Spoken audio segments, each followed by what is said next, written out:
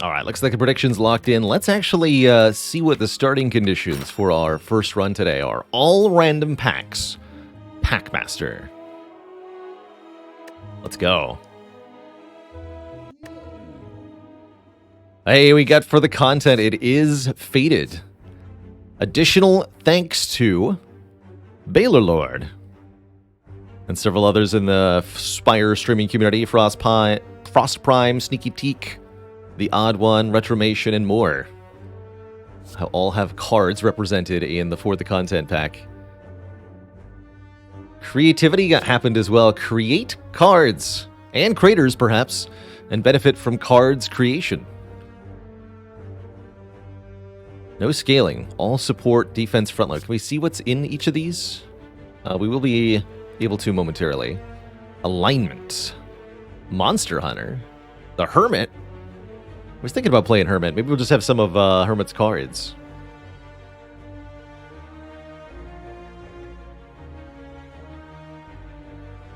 I'm not on the art for the whole pack, but I am on the art for my own card. I'll show you that here.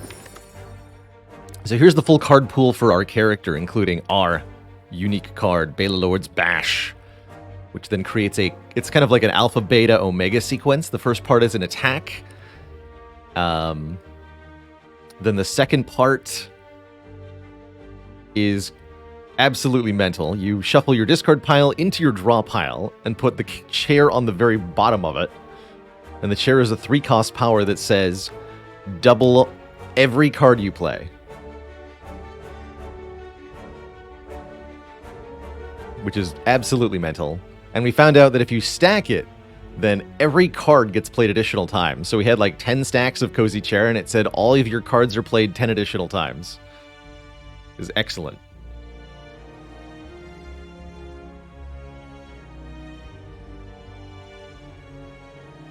Am I holding 2 shovels? Those are supposed to be like vials, science flasks.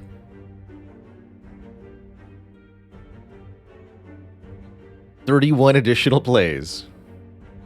That doesn't seem broken at all.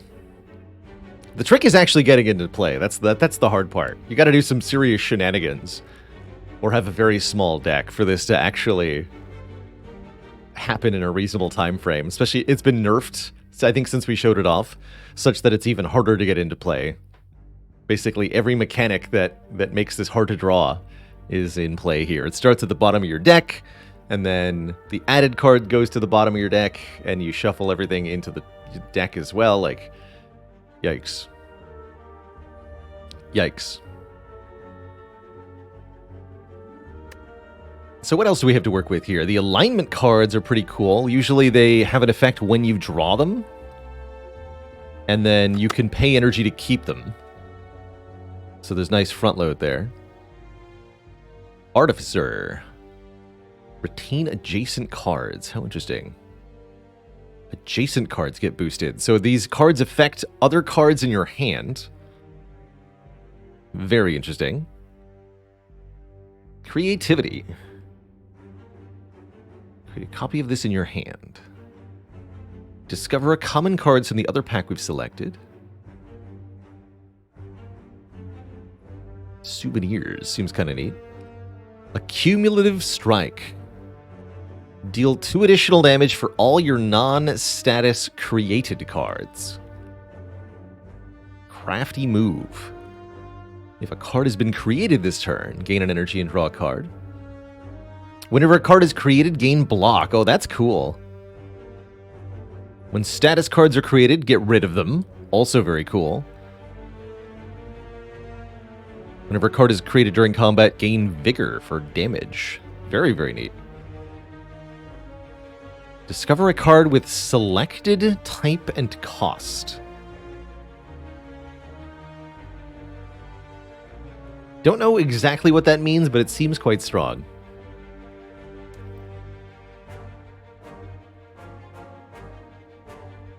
Cards from the Hermit. We've seen some of these before. Overwhelming Power is a good one to take from Hermit.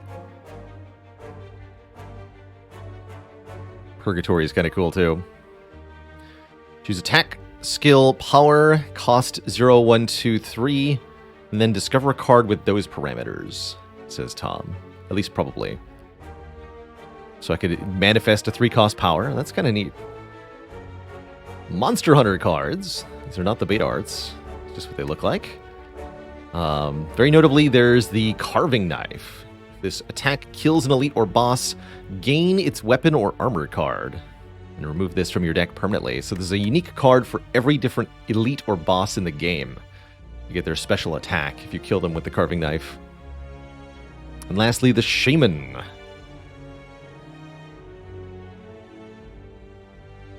The Shaman applies the Ignite effect, causing enemies to lose 1 health per stack at the start of their turn.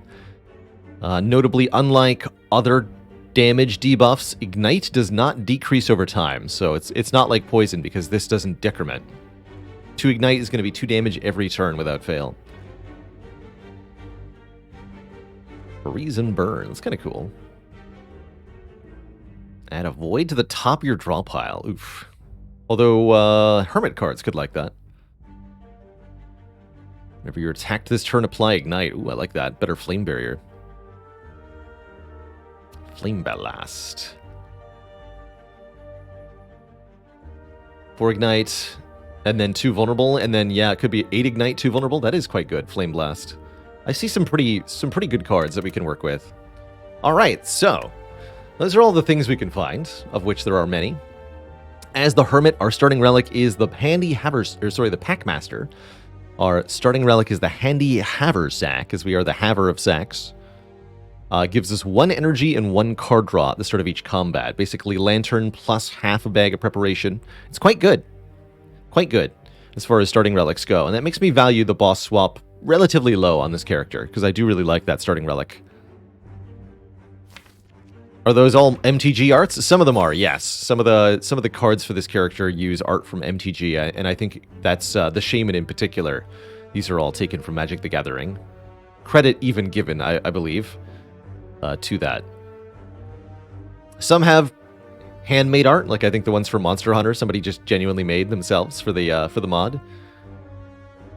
Some of them use the art of the creators. For example, our art here used without permission. I definitely didn't give permission to use this, but retrospectively, yes, I very much approve of what they did. So good work. Or in some cases, just reused or slightly altered versions of artwork from other Slay the Spire cards. Like this is just Grand Finale with a zoom in, left-right flip, and the laser eyes.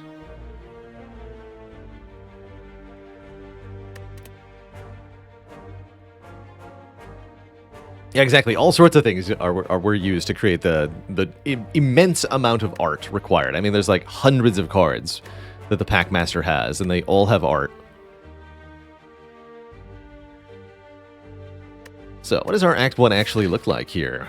You know I'm hungry for elites whenever I can get them. Looks like we really can't do that many. There is one path that hits 3 of them, but it gets basically no rest sites, so I really don't want to do that. I'd rather get the path that fights 2 elites and gets a lot of upgrades, which is going to be this one. Ooh, even over here, even better. Ah.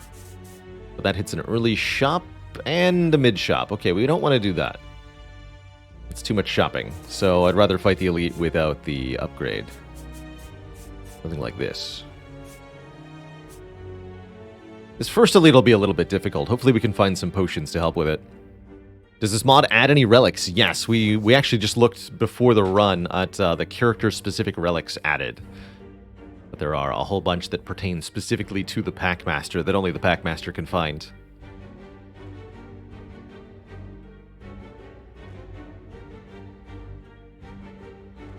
I made sure not to have an open run in the run file, so hopefully the bot is fully operational and understands the mod we're playing with here.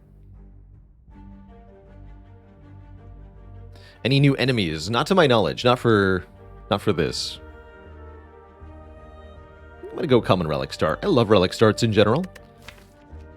Character has 4 strikes, 4 defends, a rummage, and a cardistry as the starting deck. Rummage deals 10 damage, draw 1 card, and reduce its cost by 1, for 2 cost. Cardistry, gain 2 block, and gain 1 rebound effect. Put the next card you play on top of your draw pile. Upgrades for +2 block. This gets +4 damage. Alright, our common relic is the Toy Ornithopter. Heal 5 upon using any potion. And honestly, that's pretty good.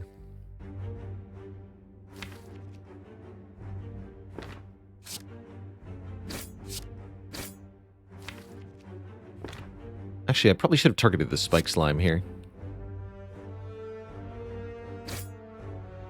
I can put a defend on top, that's fine.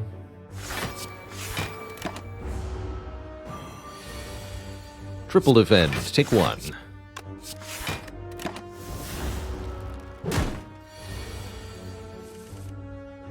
Draw me a card. I find that the Packmaster is pretty good in the opening combats. The starting deck is just a little bit better than the vanilla characters, and their starting relic is just a little bit better than a vanilla character's starting relic. We're immediately offered a carving knife. Pretty hard to say no to that. It's just a strike, but if we kill an elite or boss, we gain its weapon or armor card permanently. Did I grind A20 on Packmaster? No, I cheat with a simple edit.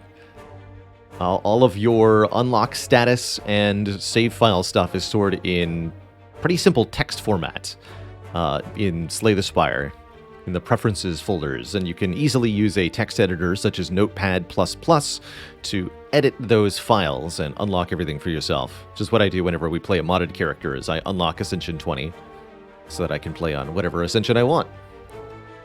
What about Hunting Strike? Double damage to elites and bosses. Interesting. That's kind of cool. It's a much better attack than Carving Knife is. Gotta love the Sneaky Teak Strike. You put a Dark Side Slap on top of the draw pile, which is... It's got the Mega Ethereal keyword, aka it exhausts no matter where it is at the end of the turn. So you only have one turn to draw and then play that Dark Side Slap. That's actually quite good with the Rummage card. So Sneaky Teak Strike already works quite well here.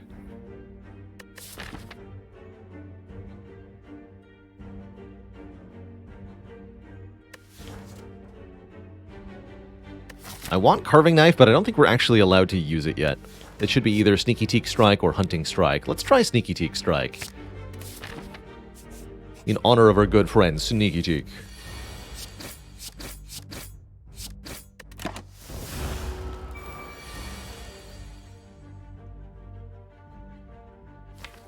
There it is. So we cardistry the Sneaky Teak Strike, putting it on top of the deck. We lose the generated card, but then we can put Sneaky Teak Strike on top of the deck, play Rummage to draw and discount it, and then we can Dark Side Slap for 22. Kerblap. Oh boy, one lucky find here, a Smithing Oil. That's right, there are new potions added by Packmaster. Smithing Oil says, choose one card in your hand to upgrade permanently. Very lucky find to get one of these so early, like a better fruit juice. So we could permanently upgrade the Sneaky Teak Strike for 2 more initial damage, 5 more on the slap. Or we can wait until we have something else we want to upgrade. Ice Wall. What does this upgrade to? 10 block and 10 block next turn? Holy crap. That's worth putting a Void on top of the draw pile. That's crazy good. That is a lot of block.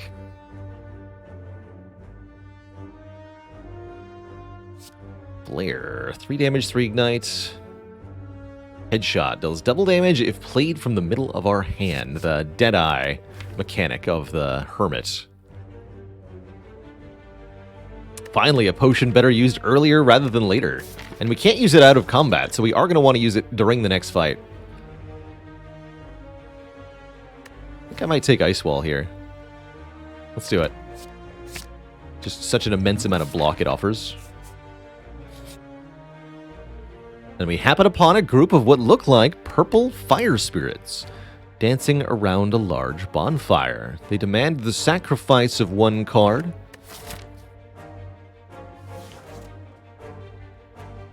You can get a heal based on the rarity of that card, but so early in the run, it's best to just lose one of your starting cards.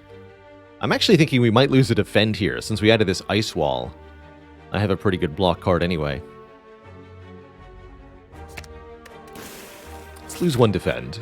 We'll remove strikes here on out.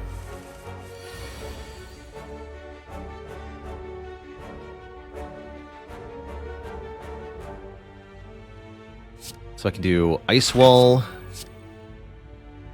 strike you, and then play Rummage to draw the Void with no energy left.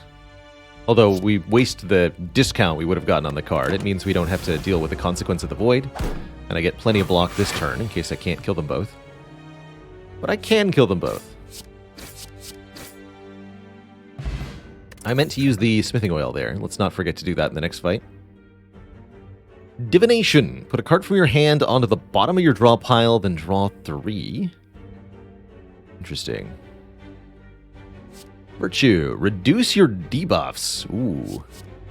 Ooh, with retain, too. I like that. Spellstone. Deal 9 damage. Boost adjacent cards to gain block. Boost says... The effect is removed at the end of your turn, or after playing the card. Okay, so it's a one-time boost.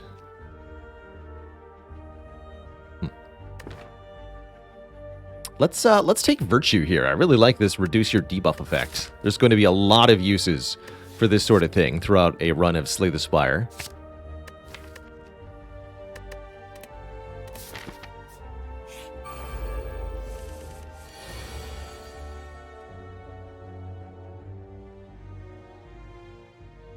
Alright, well, Cardistry. Do I just upgrade the Sneaky Teak Strike here? Let's just do that.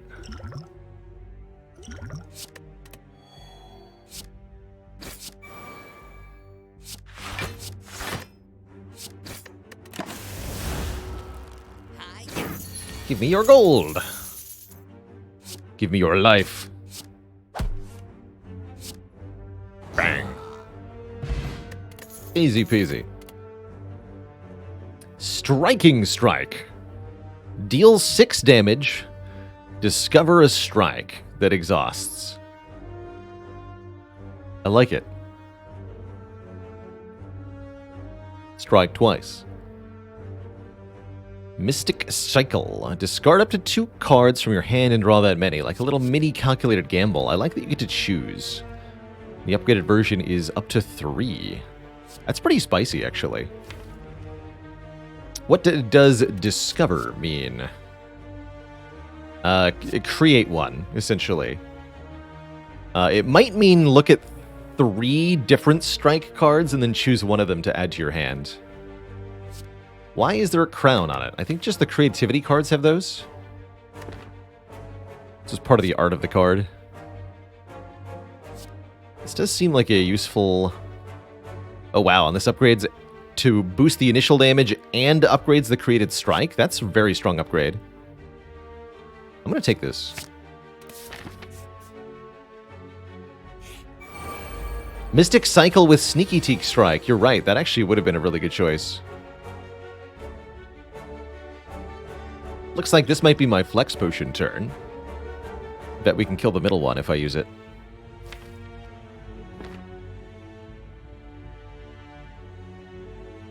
If you look through all the cards that were going to be offered, I think you'll definitely find some cards where either the base card itself or the upgrade is just a little bit above the power curve you'd expect for Slay the Spire. And again, that's pretty typical for modded content.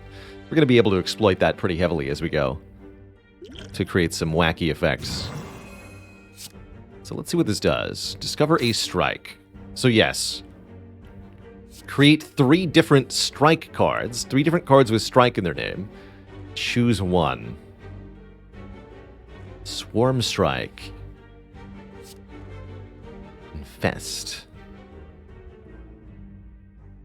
At the end of your turn, if this is in your hand, put it into your draw pile and put an infestation counter on it. Let's take Hunting Strike. This will deal 26 damage to the sentry here.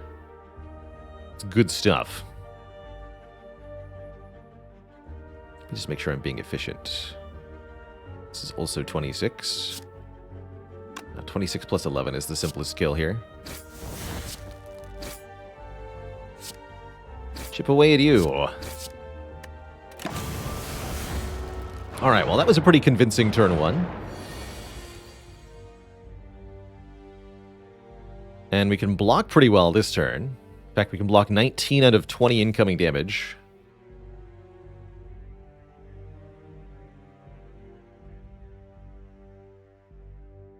Don't need block next turn.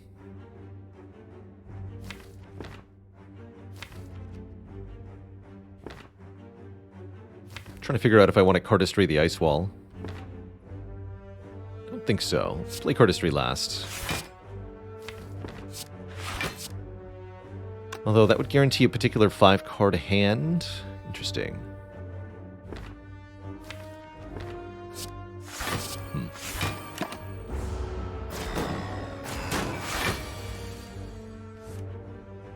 Got the Ice Wall back anyway. Fair enough. You know what? Heck it.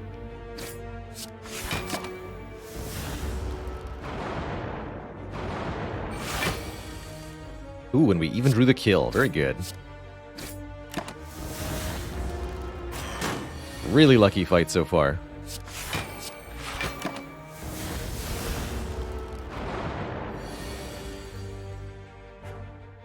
Discover a strike. Missile strike. Rising strike. Flurry. Every time you play a card this turn, charge up.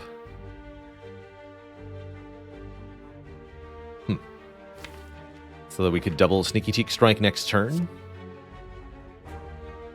Sure, let's see how this works.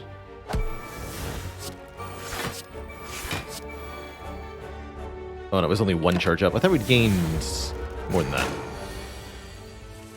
Thought it was going to be 3 times. 2 times 3, rather. Math. Alright, well... Consequences have arrived. Get blip-lapped. Still a pretty good fight overall. Rare Strike. Deal additional damage for all your rares. Strike of Genius. Wow, there's a lot of strike cards, apparently. That's what we've learned. There is a Baylor card, Spirit Sparrow. Quick Draw. We like Quick Draw. Deal 9 damage, draw 2. Next turn, draw 1 fewer card. 0 cost block. Double block against the hard fights.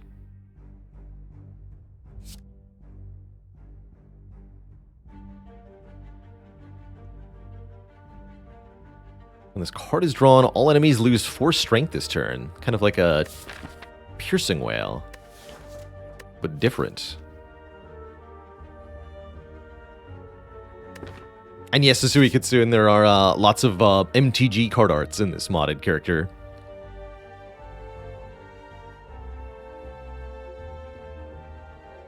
Yeah, I think we want more ways to draw to take advantage of our Sneaky Teak Strike. I think you're correct about that. Quick Draw is great for that.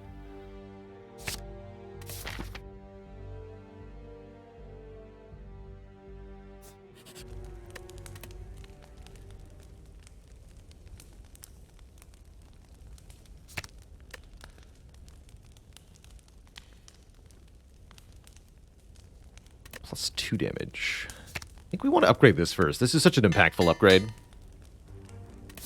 The Striking Strike. Strikingly good pick.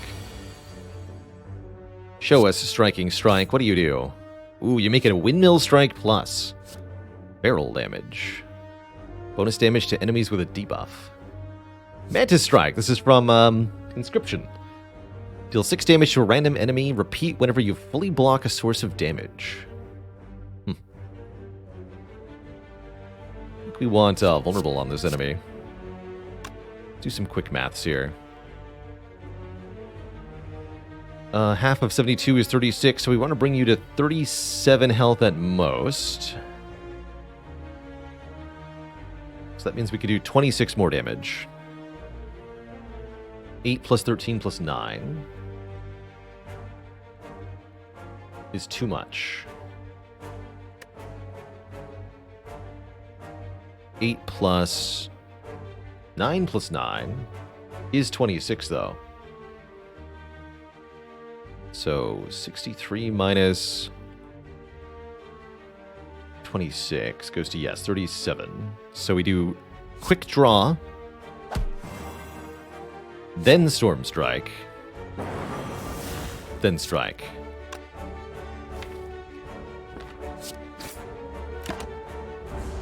You only get 3 cards this turn, but that's still good enough here.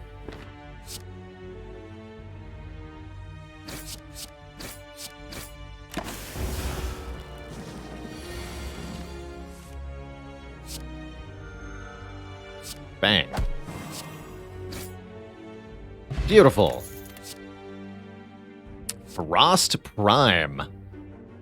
Our first rare card being offered here. Quite a fun one. Start of your turn, channel a Frost Orb and apply 3 Frostbite to all enemies. Frostbite being a damage over time effect.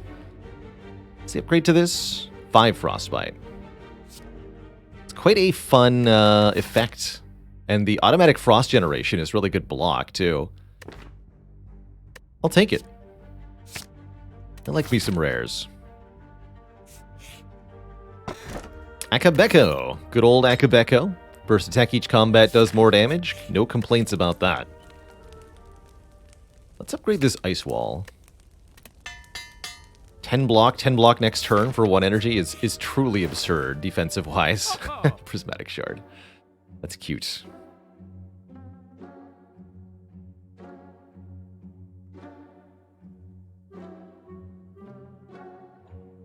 Quite fitting, frankly, for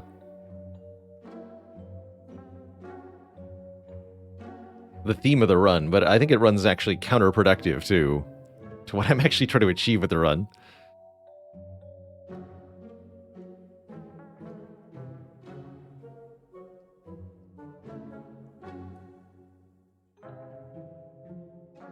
It means I can get shard cards from any of the sets? Is that what it means? Or does it mean I'm getting cards from my set plus other characters? Which are not the same thing as sets. All sets, they say. You know, that's actually pretty convincing then.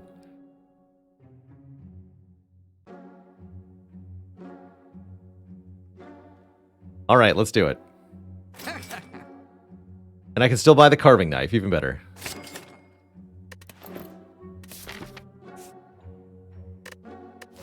What does this upgrade to? Okay, I don't get an upgraded version. Good, I guess. Would have liked to have a potion for this elite. Maybe we'll go this way. Seems reasonable. For the content, Twitch chat.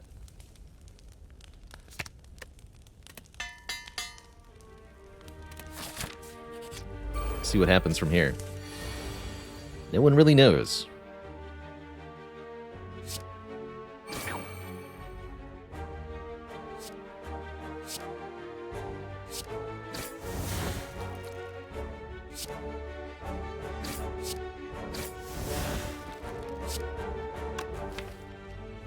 Do I even bother? Sure. Pretty good turn 1. Kind of effortlessly dispatch those fools.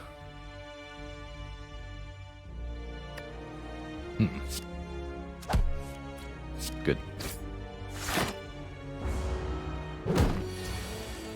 Good, I tell you.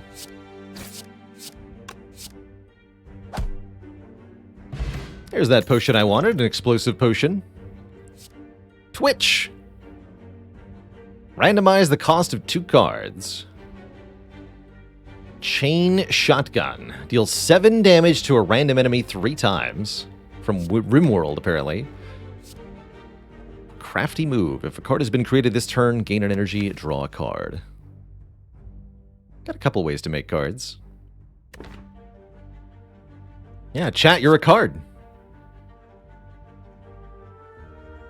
2. Doesn't look like a shotgun. Not really. Seems like a pretty good weapon, though.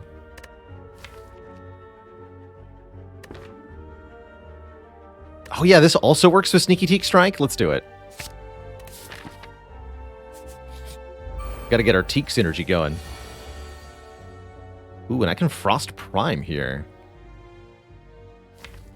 Let's do it, Twitch chat. Have some Frostbite.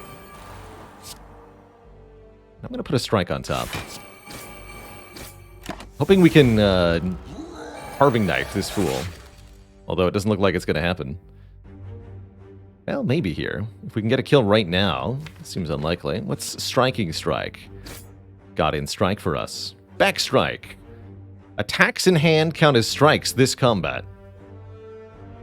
Okay. Wild Strike. Classic. Or Stick Strike. Shuffle a stick into your draw pile. Turn the last played Stick Strike to your hand.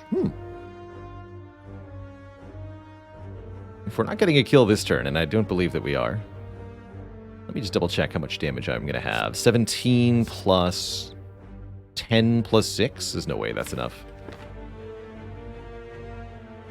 I guess we take Stick Strike then.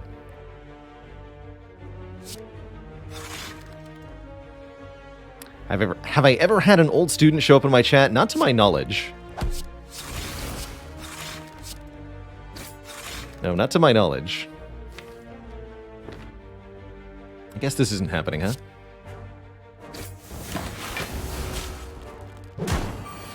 Used to be a teacher, taught chemistry on a college level. Quite enjoyed it. But decided to quit doing that and become an internet video game person instead. And I've been much happier since.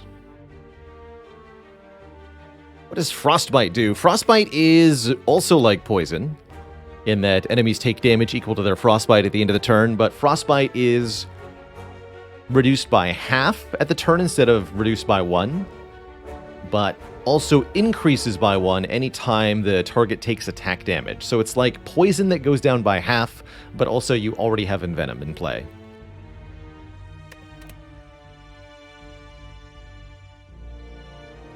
Lose it. Add a Rummage to your hand. Increase the number of cards drawn by your rummages by 1. Interesting. Seems pretty good. And we already have a rummage. Shedding. Start of your turn, randomize the cost of the highest cost card in your hand. Lock. Retain a hard card in your hand and gain 2 block at the end of each turn until you play it. You just lock a bad card and get 2 block per turn. It's kind of neat. And you can stack that. Let's take a lose it. Did we carve the knob? Sadly, we did not. The draws did not line up, but we'll sort it out. Add a Rummage Plus to your hand. Okay, that's not that good. Do I upgrade Frost Prime? I could get behind upgrading Virtue. Let's upgrade Virtue for Slime Boss. Reduce our debuffs by 2. I would love to carve Slime Boss. I don't know if we need to kill the main version of Slime Boss with the carving knife for it to count, or if we need to just kill one of the mini ones. No idea.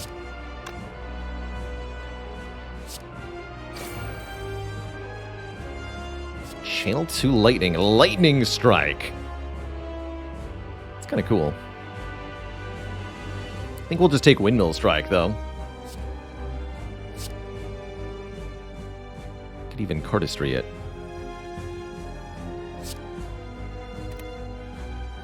Actually, yeah, we go Cardistry.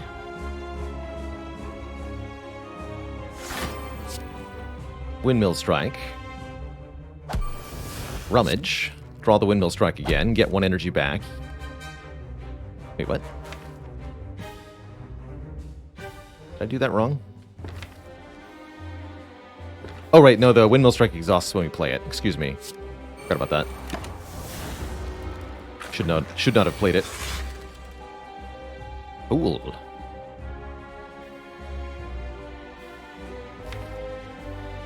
Yeah, I should not have played that.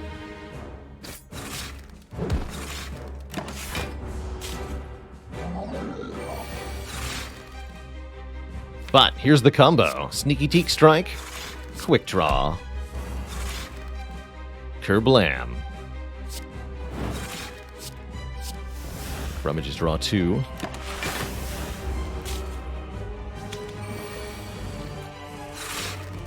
Oh, I could have used Virtue to reduce the draw reduction there. I didn't even think about that.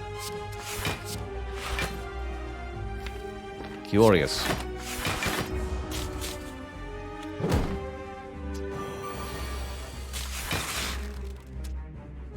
So here I can remove my weakness, or I can wait till next turn and also get rid of the frail. I think I'm going to remove the weakness right now. Let's go rummaging.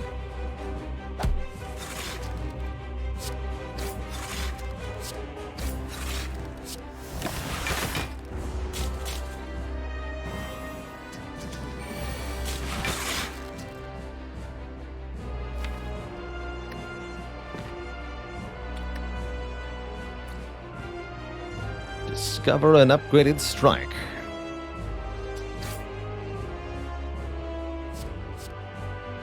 Strikes deal more damage this combat. Dummies strike.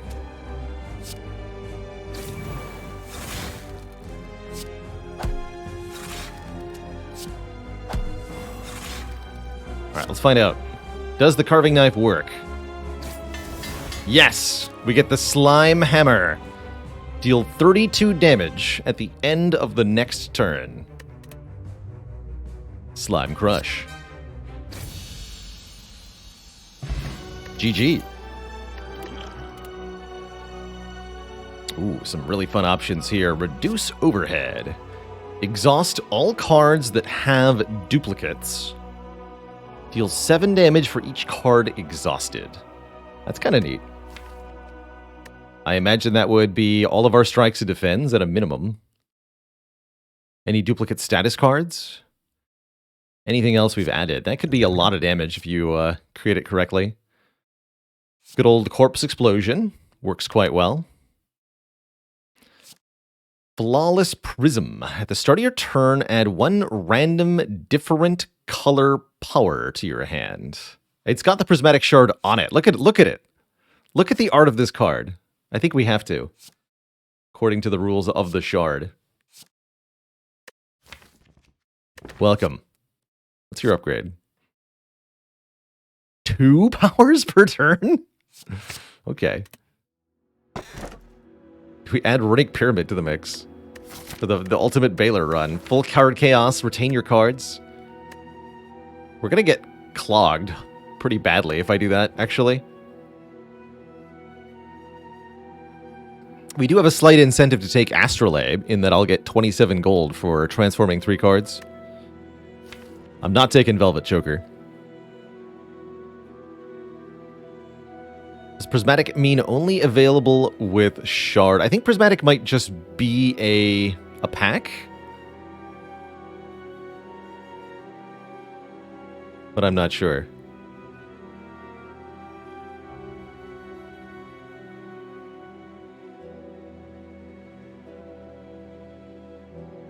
Let's go in Biodog. Our streams usually are in the 6 to 8 hour range, so we're going to be here for quite a while. We're just getting started today, so another 5 hours at least of stream. At least. If I decline the prism, is that Chardonnay? Oh, man.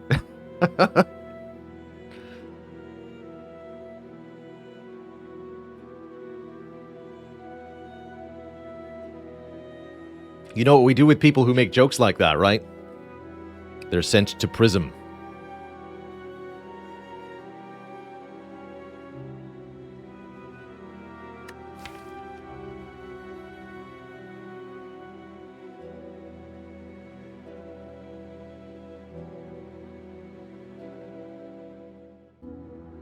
Okay, but what if I really want Runic Pyramid, though?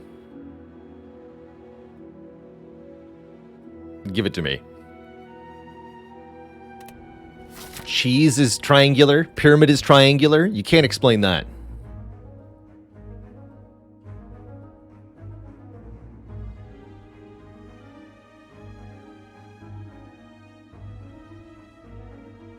What can you do, though?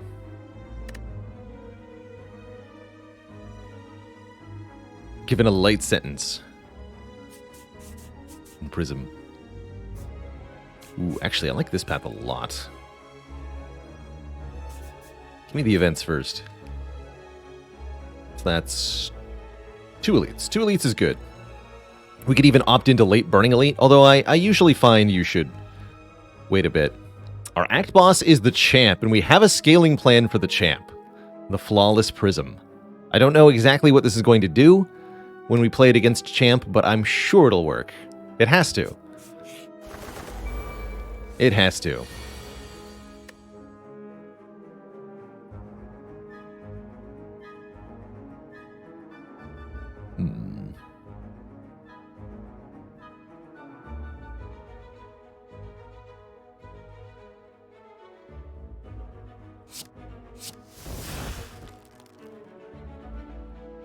Could go lose it or rummage first, draw 2, reduce their cost by 2. Let's start with that. I'm gonna rummage the middle bird here. 2 free strikes, perfect. So we can knock this bird out of the air quite easily. Can't quite manage to play Frost Prime, which would definitely help. Oh well. Let's just rummage again.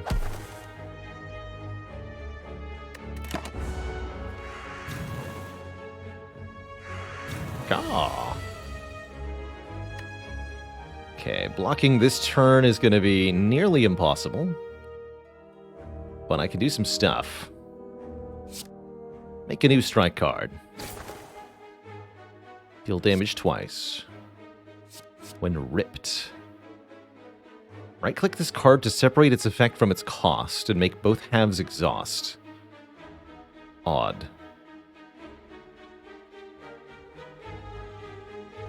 Just want to hit twice.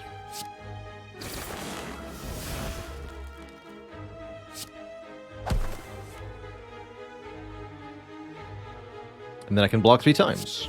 Actually worked out really well. Haggard Falcone, thanks for 3 months of support. Completed A20 with every character. Just gotta kill the heart on A20 with Watcher now. Wow. Incredibly well done. Best of luck in your further conquest there. I believe in you.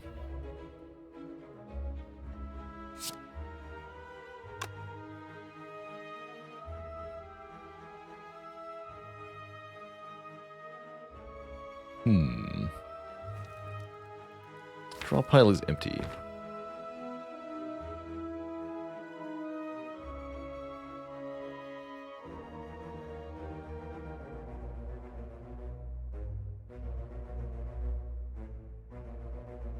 And see taking only 3 on this turn. I don't see a way to full block this. We can use Cardistry to put Ice Wall on top and then redraw it with Quick Draw, but we'll also draw the Void, and we won't be able to play the Ice Wall the second time. Actually, can I kill this bird? We can do 5 plus 6, plus 5 again, and then Dark Side Slap will do 13. That would actually be 1 short of a kill. So we'd have to rely on a random Lightning Orb blapping them. That's not quite it either. So yes, I see taking 3 damage. Seems fine to me. So to do that, we're going to go Cardistry, Ice Wall, Strike, Quick Draw.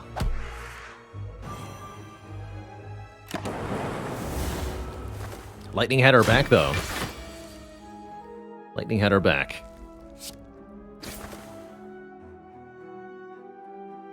If it is not the turn 1, deal 9 damage again. It sure isn't turn 1.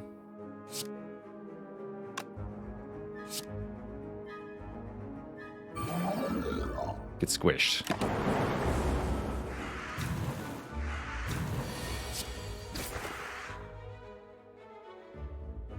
So that should be now? Just double check here. Oh, the lightning goes off first. Dang it. I wanted to know if that was going to be a Slime Crush. Acrobatics Plus. It's not even from a pack. It's just straight up, this is the silent card, Acrobatics Plus. Draw 4, discard 1. Echo, Echo. Deal 7, deal 3. or iterative design. Whenever you play a card created this combat or duplicate a card, gain 3 block. Click. That seems excellent. We can upgrade it to 4 blocks. So that's any card from Flawless Prism, the generated Rummage from Lose It, our created Strike, our Dark Side Slap, all of that stuff now gives us block. That's cool. Surprise, there's a merchant here offering me an orrery. There's also PM Booster Pack. Add any 1 card from a random booster. So this is look at 10 cards, pick 1. This is look at 15 cards, pick up to 5. It's probably better to do orrery than PM Booster Pack. Although this gives us guaranteed 1 or 2 rares to look at. We're not obligated to see any rares with the orrery. We can take Makeshift Shield here. Whenever a card is created during combat, gain block. So when we create the card and when we play it, we separately gain block instances. I like that a lot as well. Lantern's not too bad. Card remove was basic but effective. There's a Forge Potion here. We can buy an upgrade for 107 gold. That's also pretty good.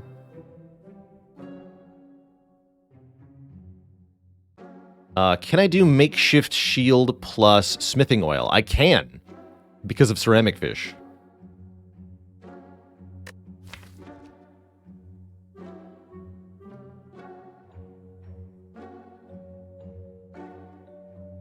Okay.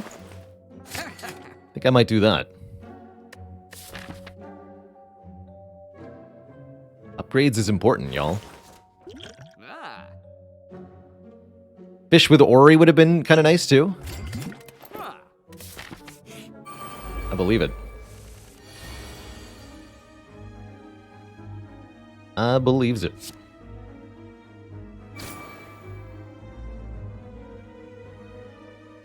Four additional damage for all our rares. So that should be 6 plus 8. 8, yeah, 6 plus 8. Amplify.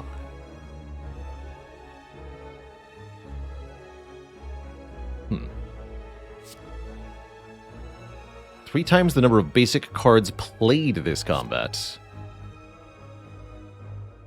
Rare Strike is the best.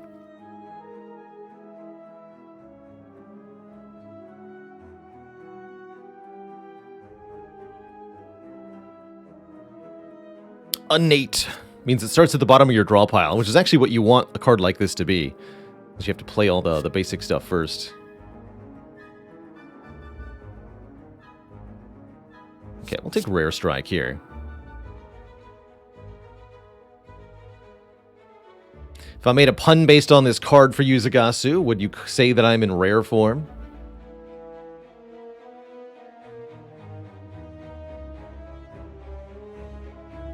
Or would you say that you rarely laugh at the things that I say?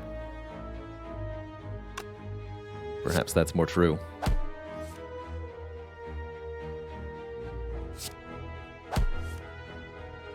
Redefend, good.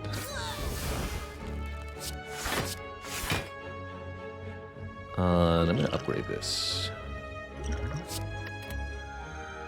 Oh, it's 5 block? Holy crap. I thought the upgrade was to 4, like the iterative design. Apparently not. Kind of looks like the blur thing. So, if I understand this correctly, this is now... Yes, 10 plus 5 block, because a Void is a card that you're creating. Slime Crush.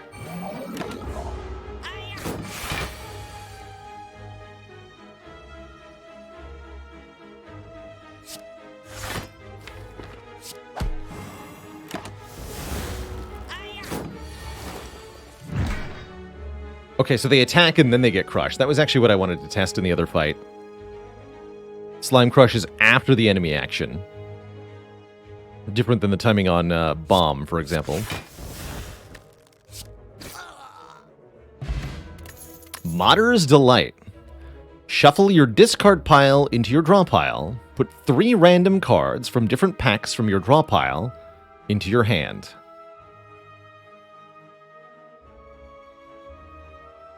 So shuffle the discard pile into the draw pile, draw 3. Or up to 3. The Fool. Oh, that's creepy. Innate. 3 damage, 3 weak. 3 weak innate is nice. And I really like that with Pyramid, too.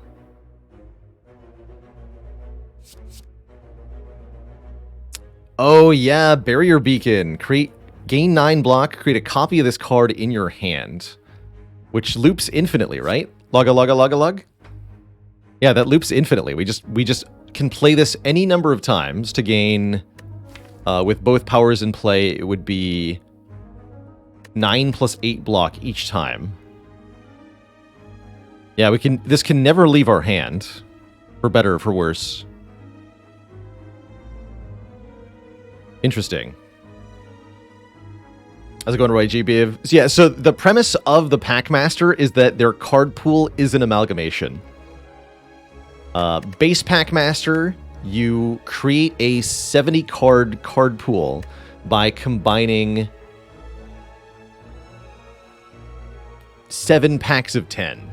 So each set of 10 cards is a sort of like mini themed set, like poison cards or lightning orb cards or cards from this other character in Slay the Spire, or cards that are all about exhausting.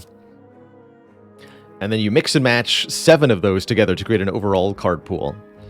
That's how Packmaster is normally played. So normally this character is a mix and match of 7 different sets. When you add Prismatic Shard to the mix, which is what we did, now we're a mix and match of like 40 different sets. So we're getting cards from everywhere all the time because Prismatic Shard is an extra chaos factor. Give me that Barrier Beacon. Barrier Bacon. So it's either Nightmare or Heaven of Synergy. Yes. Yes, and it's kind of hard to know which one you're going to get. Definitely.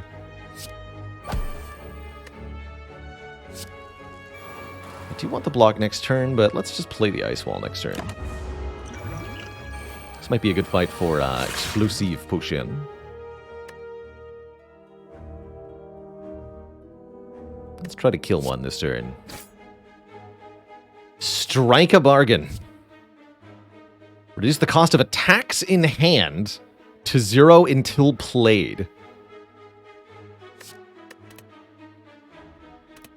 Deal. All of the strikes. That's pretty hype, man.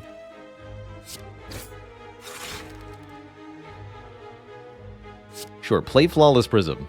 How dare you.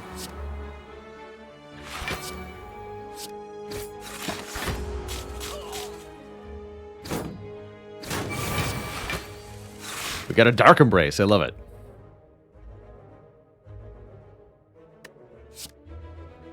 Give me 5 block per generated card. Then make a new card.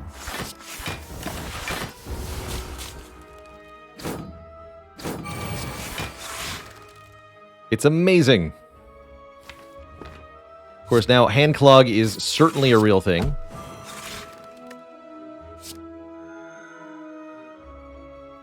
Don't worry about it.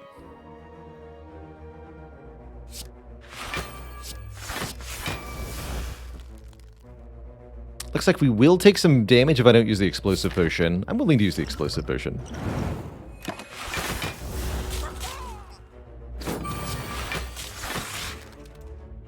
Buffair. Bonk. Fire Potion. Sure, add another different block trigger that we're also spamming all the time. Every time a card is exhausted, gain 4 block. So if cards are made, cards are destroyed, or cards are played, we'll gain block. Yeah, where's the Juggernaut? Exactly, where's the Juggernaut?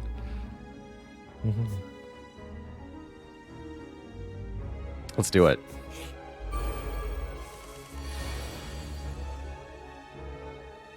Wishcave says, I didn't know this is how Shard interacted with Packmaster. That's also not how I thought it was going to interact, but chat was quick to set me straight on that, and I'm glad they did.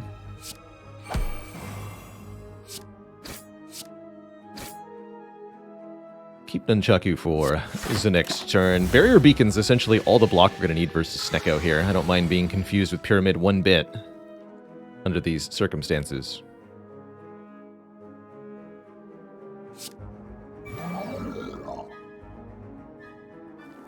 Exactly.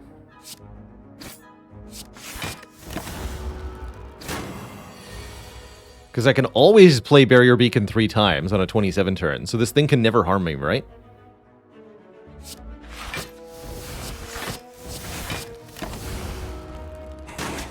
I'm invincible!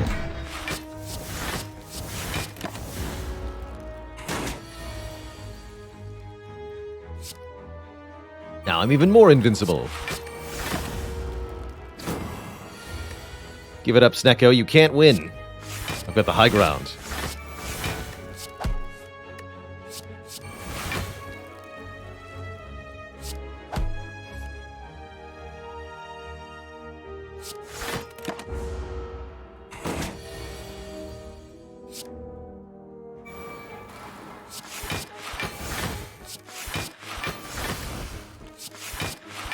$54 block for playing this 3 times. Yeah, we can remove Confusion with Virtue, but it costs 3, so I can't actually afford to play it without taking damage. What a bummer.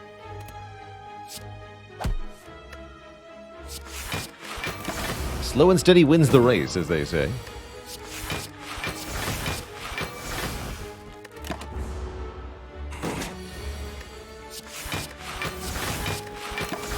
Talk about hand clog, huh?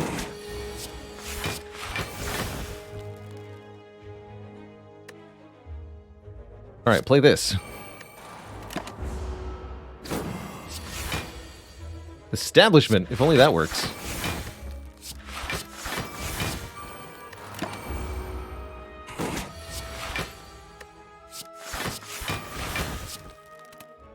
Wait, Virtue's getting cheaper. Yes! The power!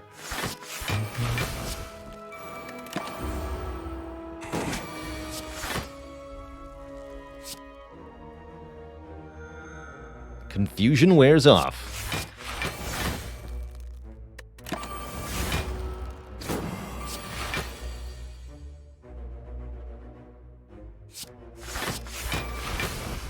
Actual progress is happening.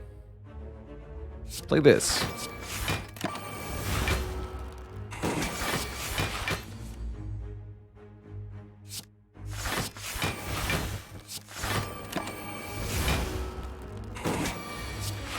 There it is! Juggernaut, go! Now nothing can stop me.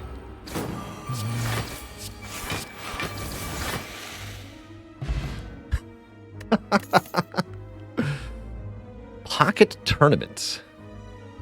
X cost. Next turn, randomly 2x times. Draw a card. Gain an energy, gain vigor, or gain block. Amazing. We skip all these.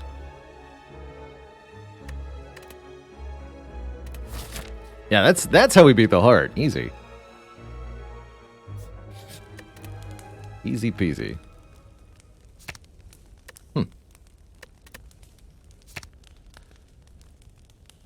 Upgrading Barrier Beacon seems extremely reasonable, considering what we just saw it do. Since it never... You know what? Yeah. Make that better. Then no one will be able to touch us. Easy.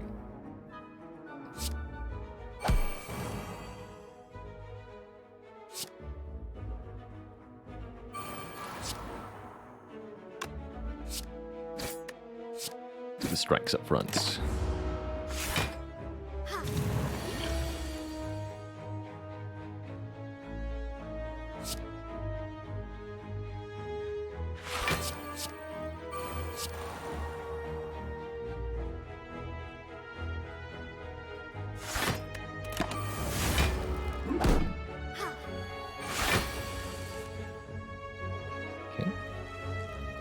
There's the barrier beacon. Play a card created this combat. Get block.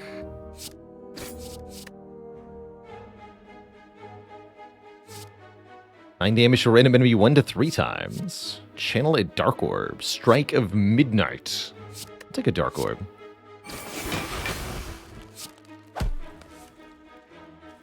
Give me Schleimhammer.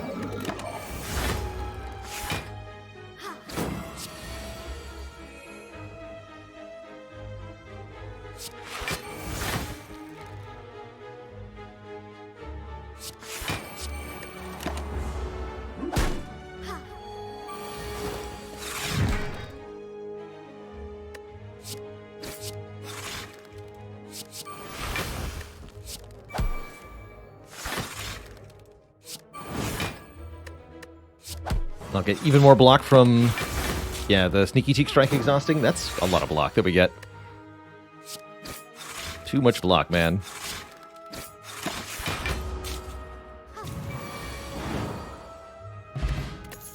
It's too much block. Lie.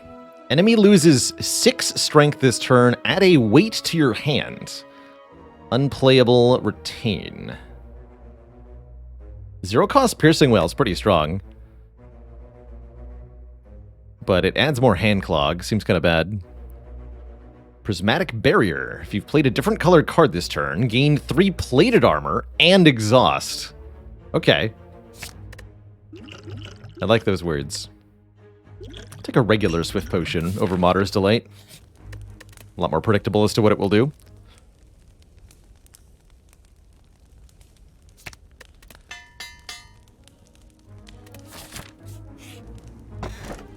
More automated block. If we enter turn without block, gain 6 block. Block.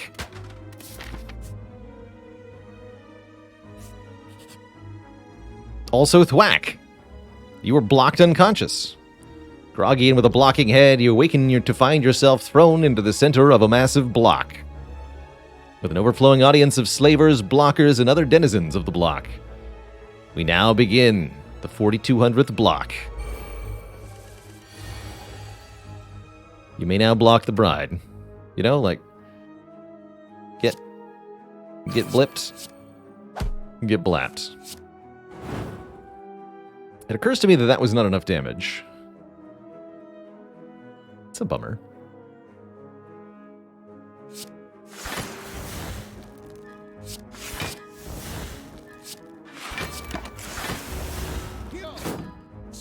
How's it going, Chad, Ionian Enjoyer? Welcome from the YouTube. Blah.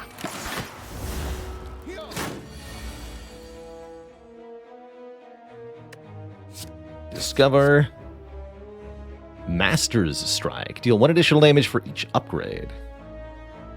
Additional damage for each created card. Let's go Master's Strike. Bulk.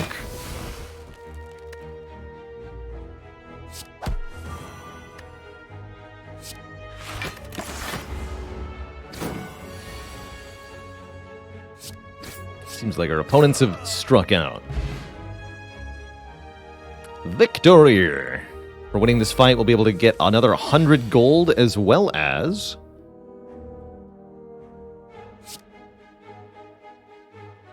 2 relics.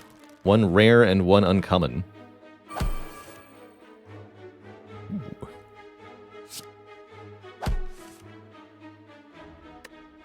What's the cost reduction say this turn? Okay, so let's get Makeshift Shield and Frost Prime in play. We can use the Virtue to remove the Vulnerable if it happens.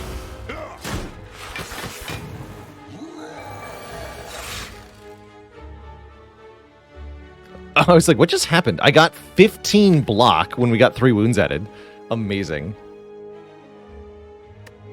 Is Juggernaut in one of the packs? Yes. I believe it is. There's a block-focused pack that has, I think, Barricade and Juggernaut.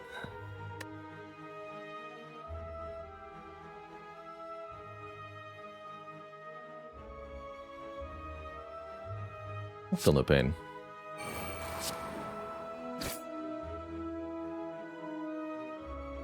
Strikes deal more damage.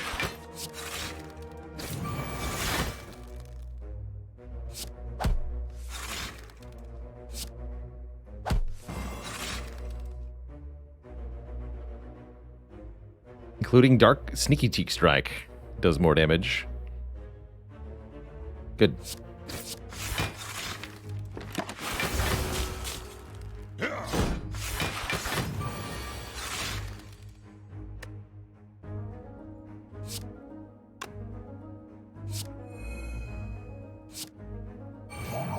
What exactly constitutes a different colored card? I guess a non-Packmaster card.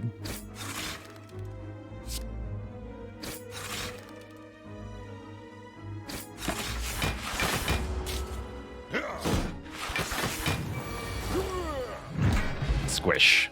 Thread and Needle means we have plated armor, more block. I love it. Meat on the Bone will heal us if we're below half after a fight. Multi-tool. If you end this turn with energy, all enemies lose health. Or good old Claw. Claw is law. Claw is flaw. Mostly useless meat on the bone ever? It might be, yeah. It's going to be pretty hard for us to lose a significant amount of health. One has to admit.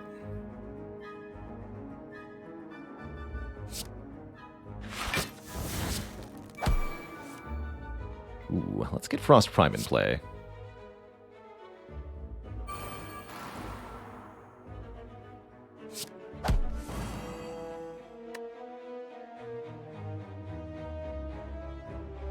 Striking Strike? Let's do it. Additional damage for each different color card played this combat. Or Grand Opening. Eh. It's only going to be free the turn I created it, so... kind of whatever.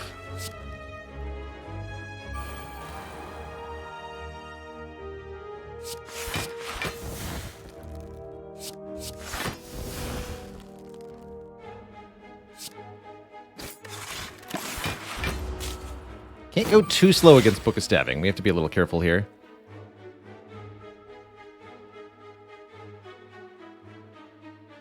One wants to go Sneaky Teak Strike Rummage here. Kind of weak, though.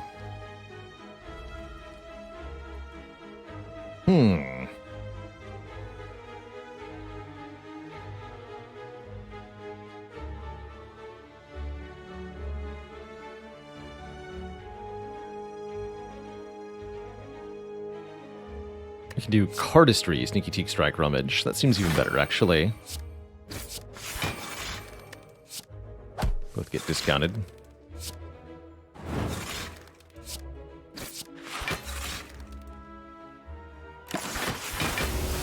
Take a bit there. But we do so much damage that turn, I think it was worth it.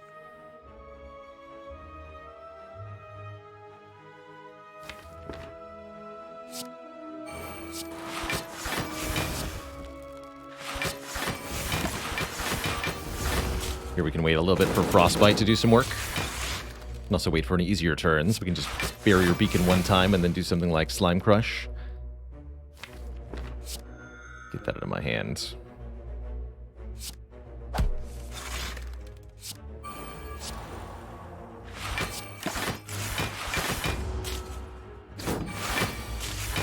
Seven by 7. It's a big number.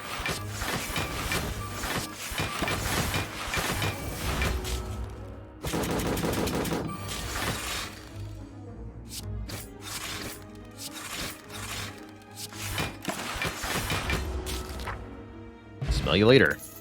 Book of Stabbing. Bulwark. That's the set that has Juggernaut. Bulwark, that's what it's called. It's all about the block. Mayhem. Start of your turn, play the top card of the draw pile. That's fun. I don't know if it's useful, but it's fun. Smithing Hammer. Deal damage 2 times. Upgrade 2 random cards in her hand. Any bingo today, says Plasmorbs. I'm planning on doing some races in Spire with friends later in the stream, but I don't know if we'll do any bingo necessarily.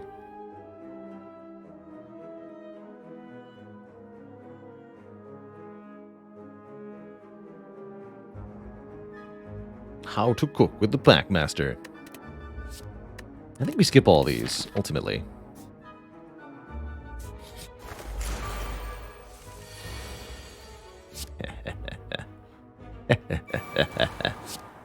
Curse me all you wish. Fool.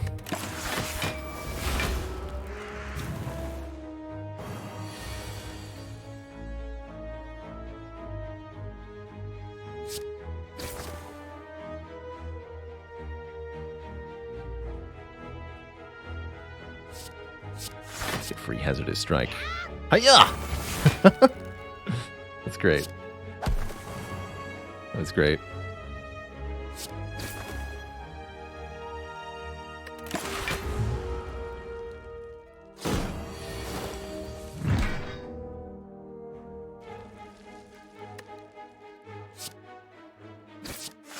Have a dark side slap.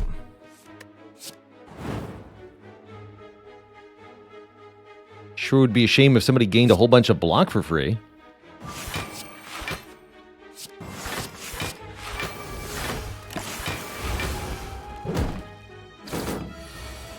Like entirely too much block for free.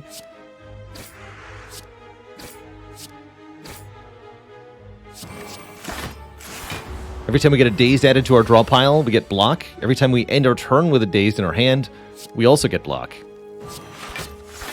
Blocktacular. Oh, I know, we're just waiting for a body slam or juggernaut of some kind. Although we don't necessarily need such a thing. Mystery Box. It's a Mario Kart card. Apply 3 vulnerable, add a random attack into your hand. If it's in a question mark room, it costs 0 this turn. Cool. Rebound Volley. 7 damage and then 14 to a random other enemy. Enter Venomous. Your attacks deal less damage but apply weaken poison on hit. Amazing. I think we skip these, but I like them thematically. It does create a card, and on that basis alone, it's not bad. I think a Strength Potion over the Fire Potion. Oh, I can't wait to beat Champ. So what upgrades do I feel like we need? I'm not even sure I want to upgrade Flawless Prism ever. Although, more block per turn? We need more energy for this.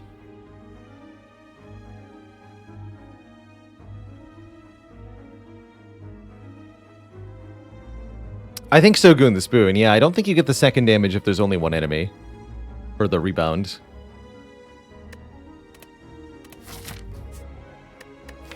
So what upgrades do we really need here? This is all upgraded. Unimportant, unimportant, unimportant. This is slightly important. I feel like we don't need any upgrades immediately, so I'm going to go for the Burning Elite here.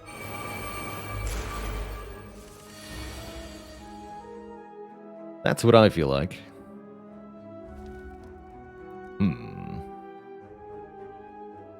This is not a very good turn 1.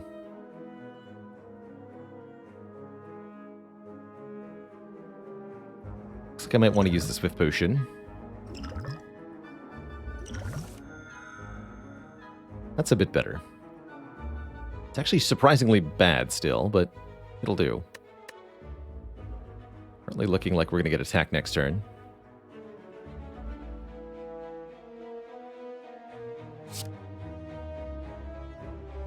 Good reason to use Ice Wall then.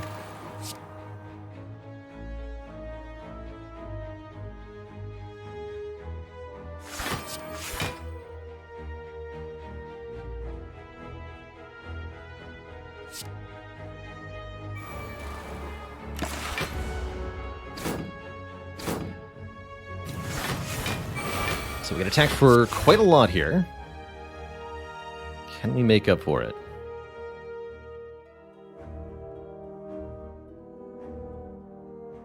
Cardistry Crafty Move is fun. Discard back on top of the draw pile.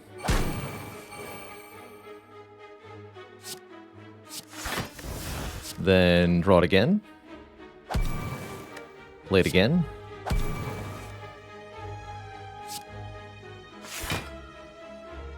Seems okay.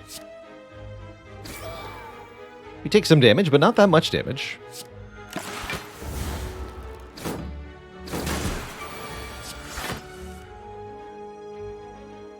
Storm is kind of cute.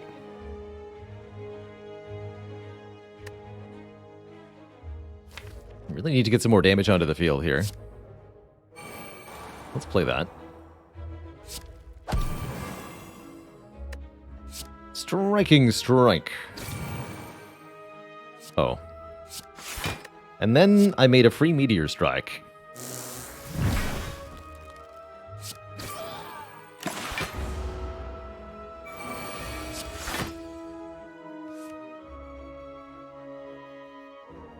It seems likely to cause our opponents some problems now.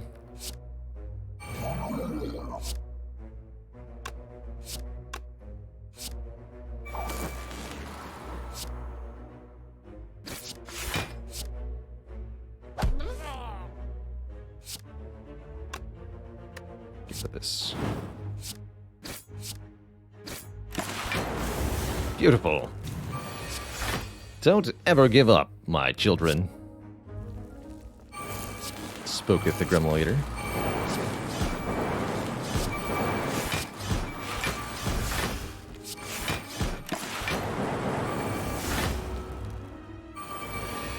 This is kind of how we're going to beat Champ. It's just like creative AI nonsense.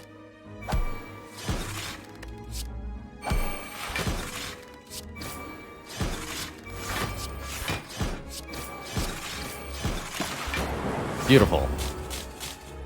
Maximilian, welcome with a mini raid. Maximilian and 5 of the closest friends, welcome. You're joining us for some extra wacky modded Slay the Spire today, playing the Packmaster with Prismatic Shard. Means we're getting cards of all colors and types, and with Prayer Wheel we're going to see even more cards in Act 3, which is extra juicy. Anyone for a calculated gamble? There's also Stall. Put up to 3 cards from your hand on top of the draw pile. Kind of odd with Runic Pyramid, actually. But Gamba's good. What hand clog? Dreamcatcher Prayer Wheel. The value.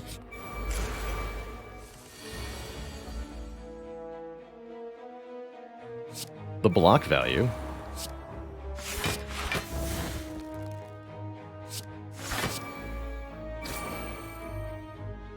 Distortion. Creatures with Distortion lose health whenever a card is exhausted. So this will be 5, 4, 3, 2, 1 damage. That's pretty good. Struck. That's kind of cool.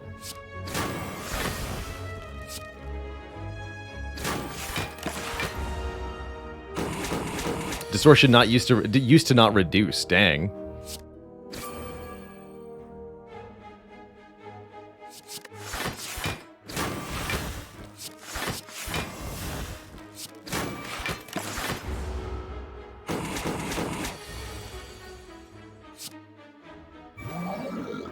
Crush.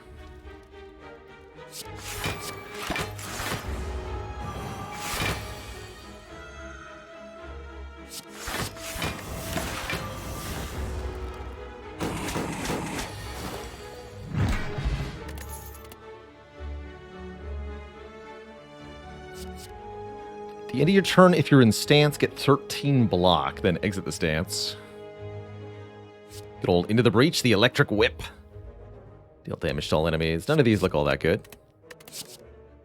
Sideboard. Put a card from your discard pile on top of your draw pile. That's pretty sweet.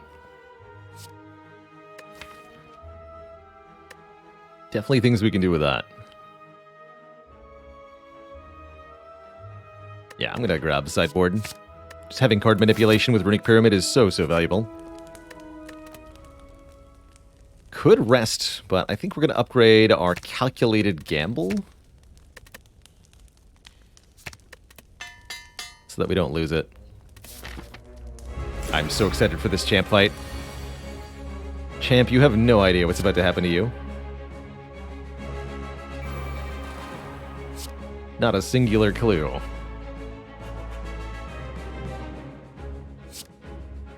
Alright, we can rummage. Easy.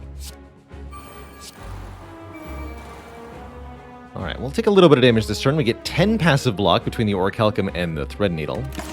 This is really not that threatening.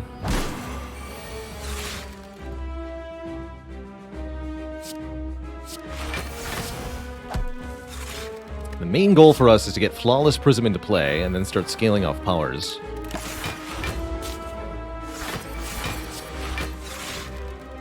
However many powers it takes, that's what we do. And anytime we need block, well, Barrier Beacon has us covered.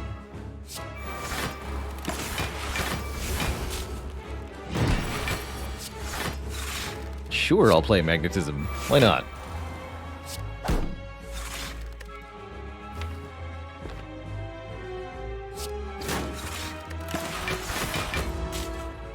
Other than that, there's not a whole lot of plan here. Barricade, here we go. Barricade, hand agreed. Easy.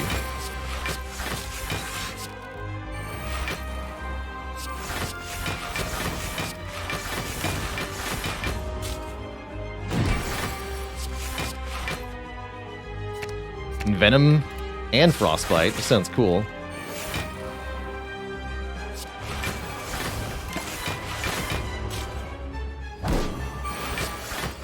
Not gonna play Brutality.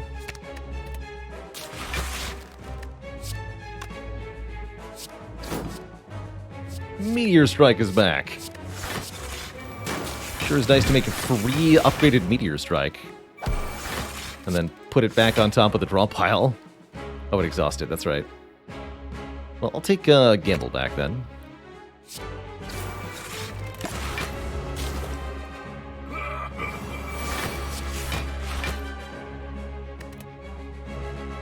Debuffs be gone. So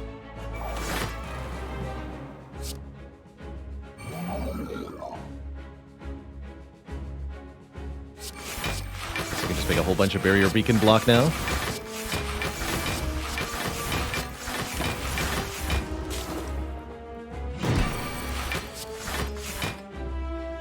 Apotheosis.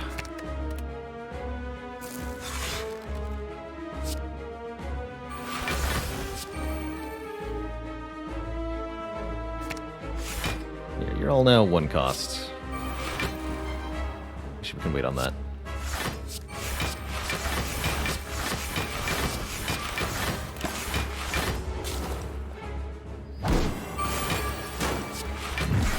Fasting. That's also no problem at all. Will of the Watcher.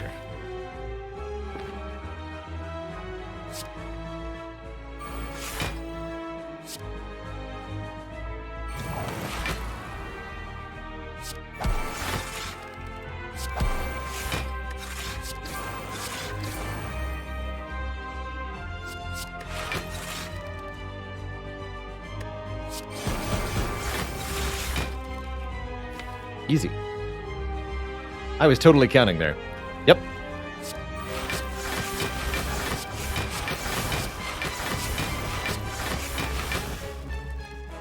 Definitely.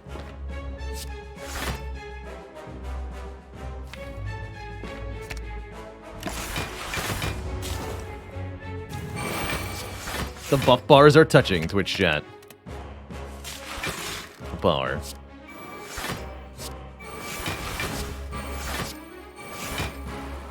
No debuffs for me, by the way.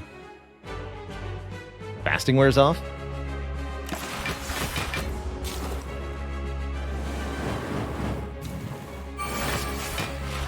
You've done it now, he says. What would you say that I've done here, exactly?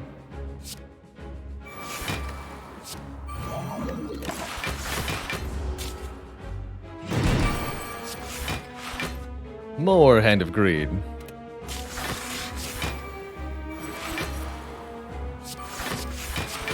The Ultra Block. We've even got the overlapping metallicizes. Yes, the metallicizes are touching. We have become one with the champ. My life goal is accomplished now.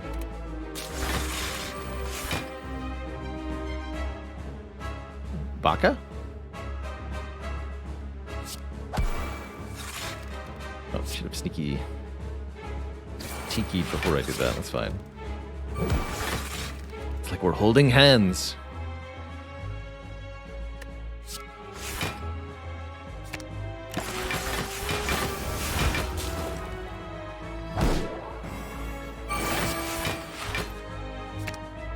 Die.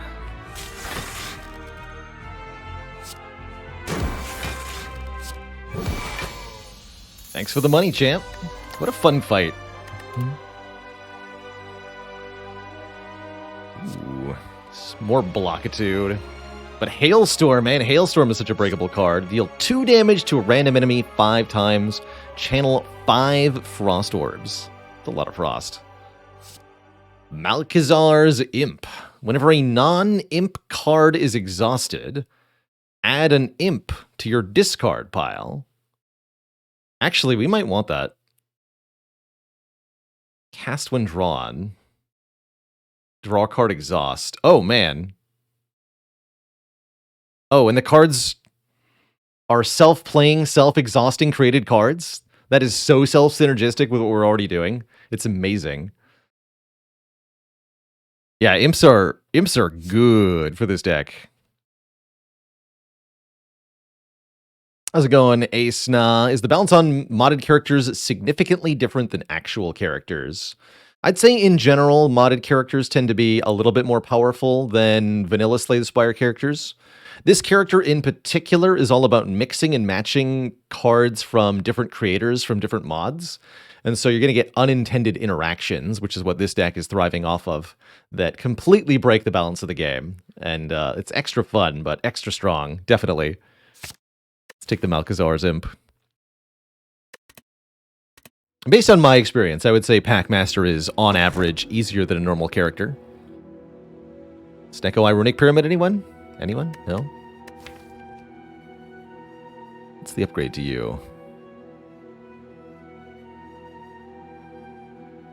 Discard pile versus draw pile. Interesting.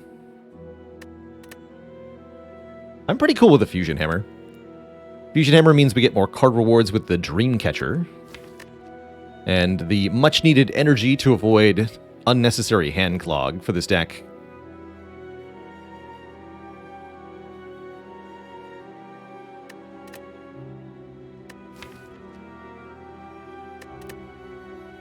Wonder if we can create some sort of infinite card-playing engine with the right powers. Like, just create an effect that self-cycles to the point where everything loses instantly. Kind of like an infinite combo, except you don't have to play any of the cards. It just automatically goes with power effects self-chaining.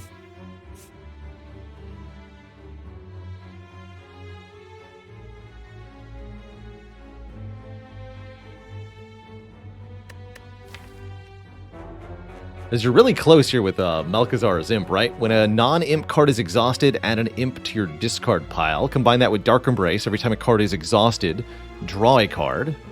And actually, the imps exhaust when you draw them. So they would draw another card, but you'd have to then turn that into exhausting another non-imp card. Not sure how you do that.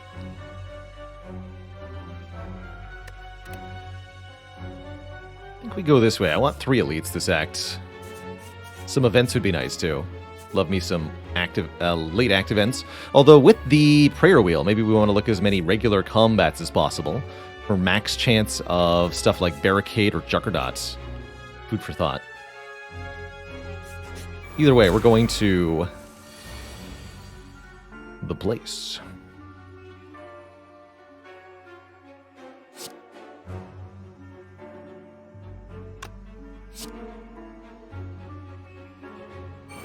Let's do it.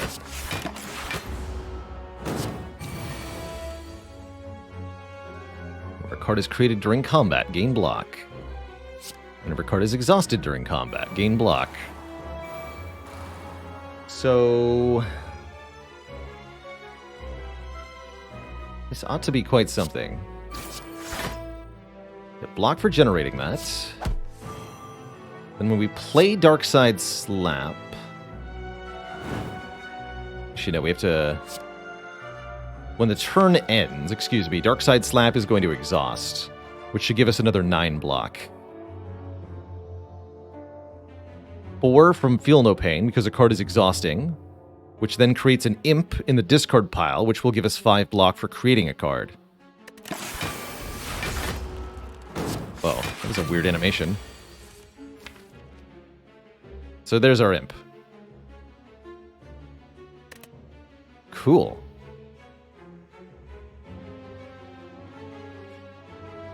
Now we just need more ways to exhaust cards.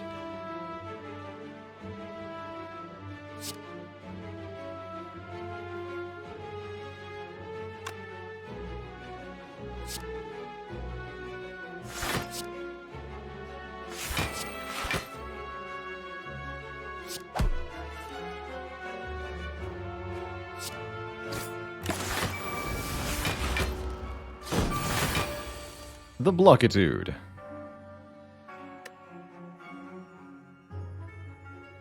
Play create a card or duplicate a card. That's fine. Oh yeah. That also counts.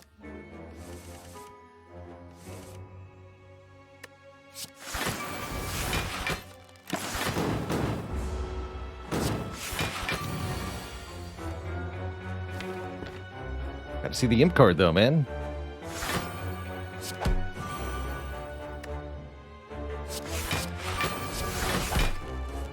That's fine. Ichor Goblet.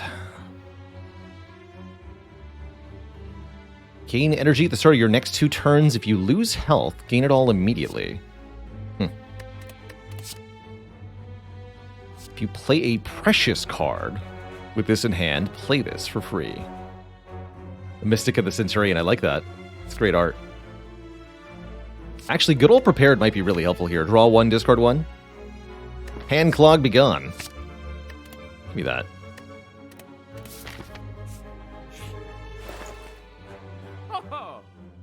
Hunted. Enemies take 10% more damage for each stack of Hunted.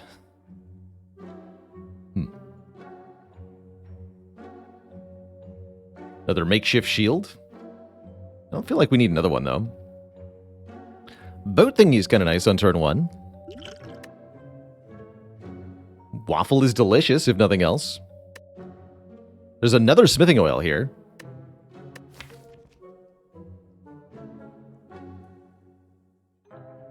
Yeah, I'll take a smithing oil. And I'm going to remove a strike as well. Do we like Jack of all trades? Because it exhausts and creates a card at 0 cost, says Katie the Jerk. Actually, yes, I love this card. Maybe this is even the upgrade of the Forge Potion. And I can buy exactly the waffle? That means it's faded. Delicious!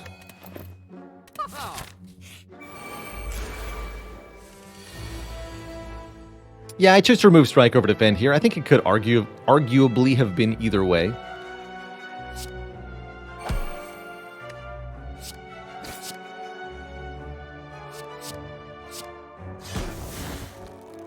Just how I wanted to do it.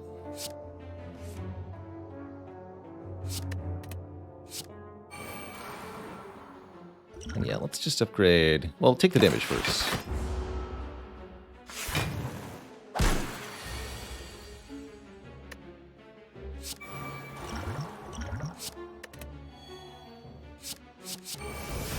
So these give bonus block. Yes, they do. Neat.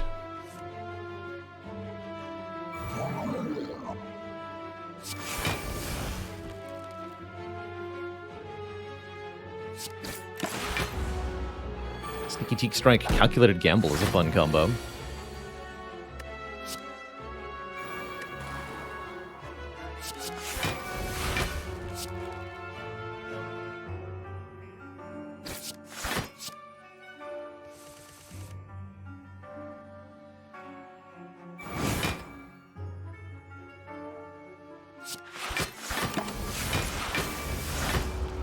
Oh, right. Every time I play this... Oh my god. Every time I play Barrier Beacon, we get an imp. Oh my god. That's impossible. Who needs Juggernaut when you have imps? There they go, yes. Show them. I just want to make a lot of imps now.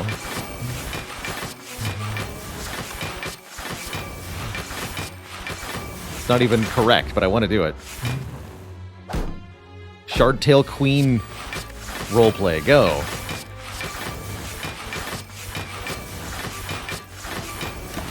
Upgrading the imp power would put them in the draw pile, which would kind of help.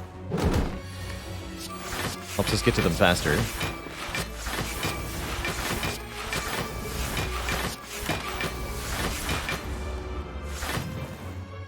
Yeah, eventually, of course, we need to empty our hand a bit.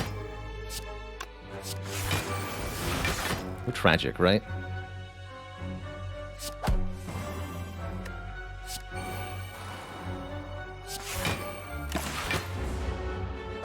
Oops.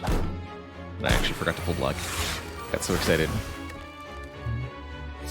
Doesn't matter.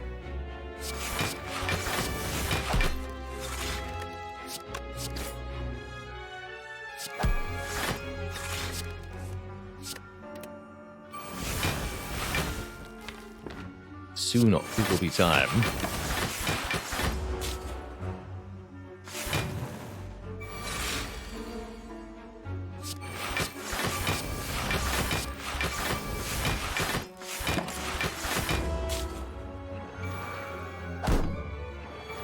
Calculated gamble. Go!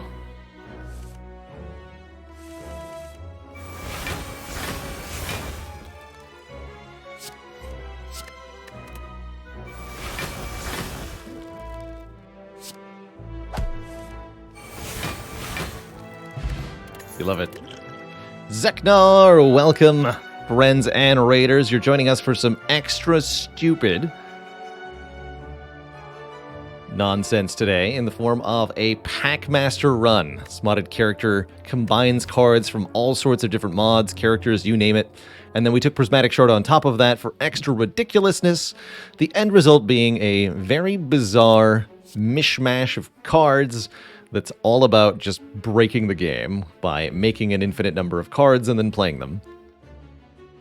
Pocket Ace, just a better version of Prepared. Draw 3, discard 2, and better yet, exhaust it. Get out of there. Exhaust a card in your hand. Ooh, we don't have that effect yet. I want that.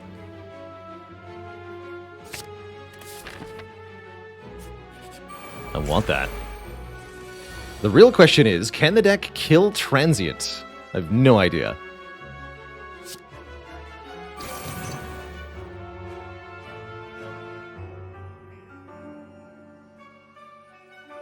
Take a good old Perfected Strike.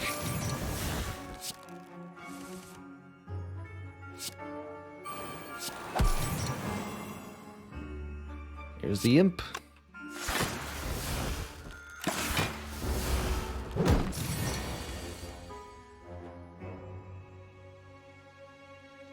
It actually looks like it could be a little difficult here.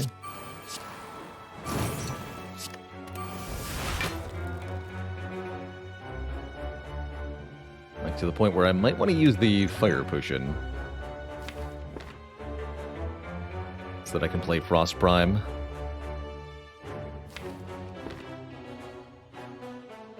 Let's do that. Still take some damage, but getting an important power in play is going to help a lot.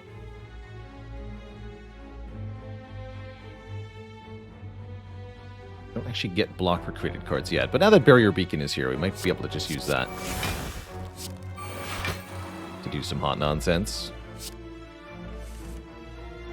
There's Makeshift Shields. Perfect.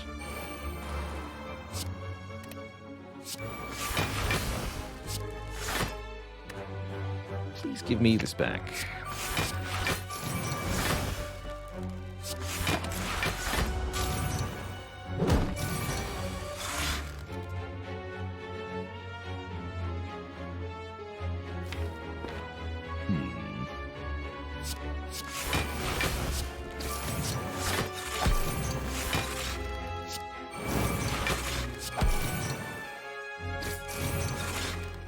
quite able to get this imp power in play.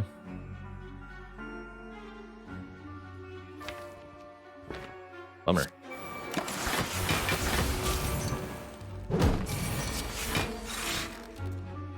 Bummer. Good news is we can block for 90, so we'll just do that.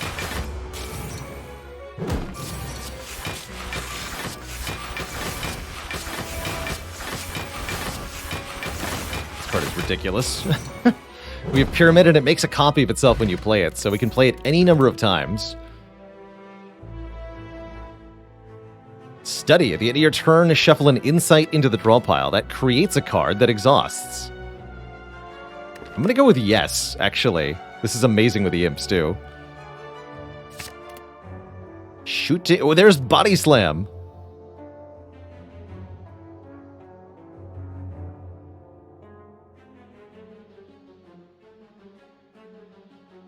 I think we take the Body Slam. Let's do it. Getting a little bit big in terms of number of cards in the deck. But that's a problem for future Baylor.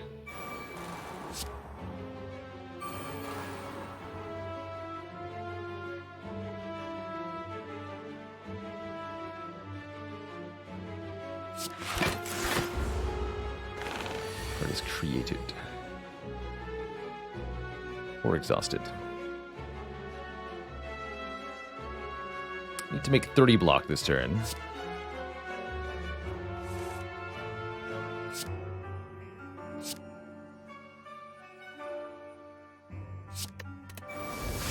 I think we can do that. Study, barrier.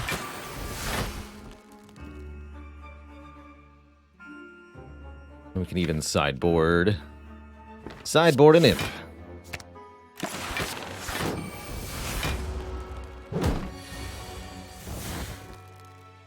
So with all the various powers in play, you might be confused again where all this block is coming from. I'll reiterate here. We get block every time we exhaust a card, anytime we create a card, and anytime we play a card that we've created. It's a lot of block.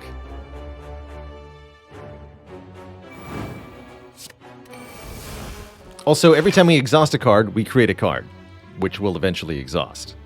So, yeah. There's nonsense happening. Stupid, stupid nonsense.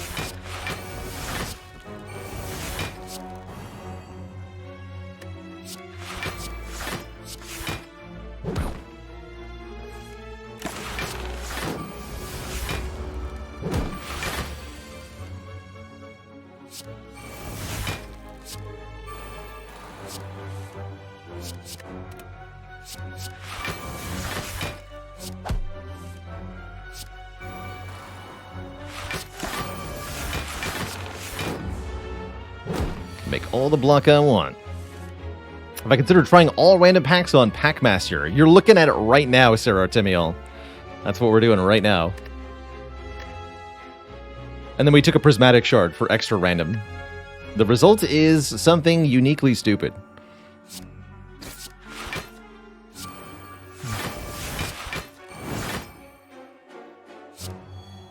It's quite great.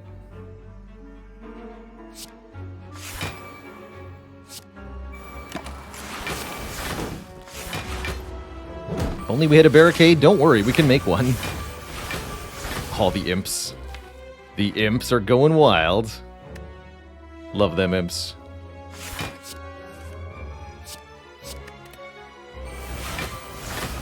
Yeah.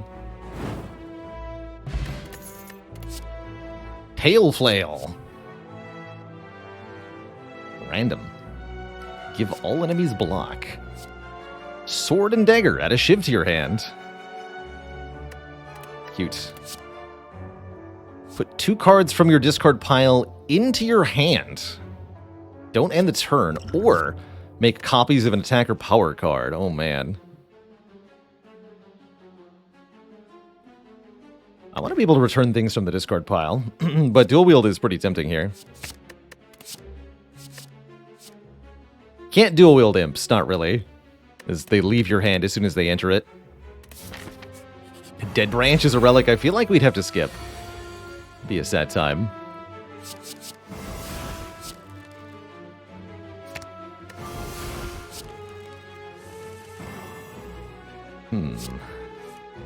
There's some stuff.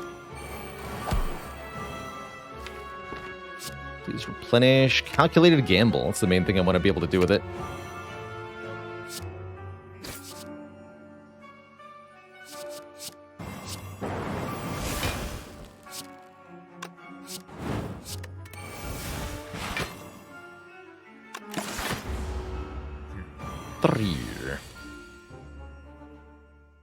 Why are you still here?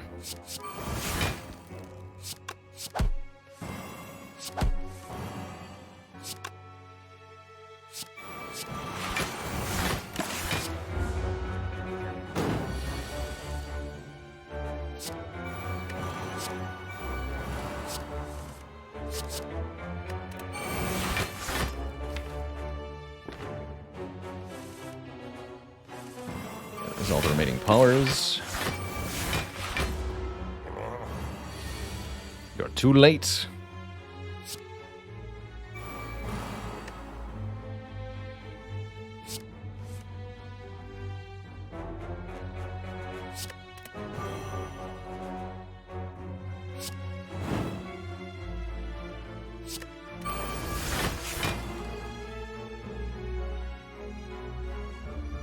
Hello?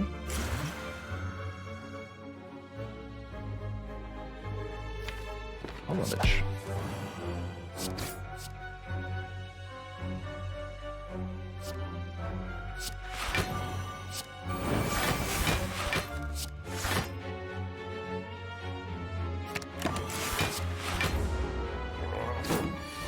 Tick-tock.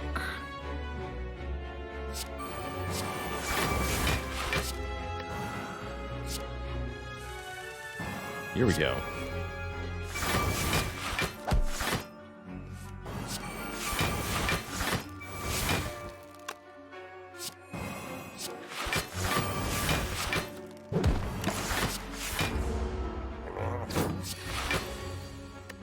Hello World makes cards. Making cards makes block. It's the perfect plan.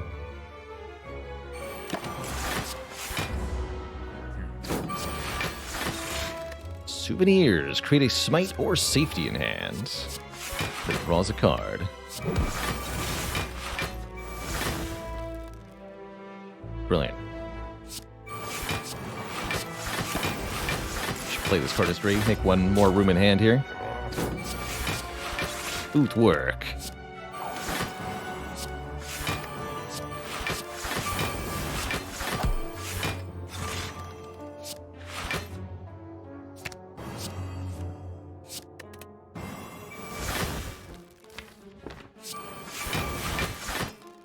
So if I put imps into my hand, what happens here? Oh, they actually immediately play. Cool. That's not how ethereal cards work. Wasn't sure it would work that way.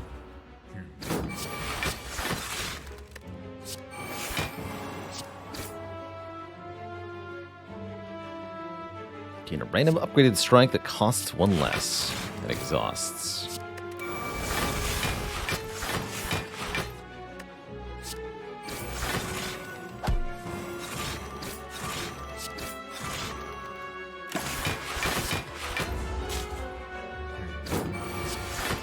GG's time.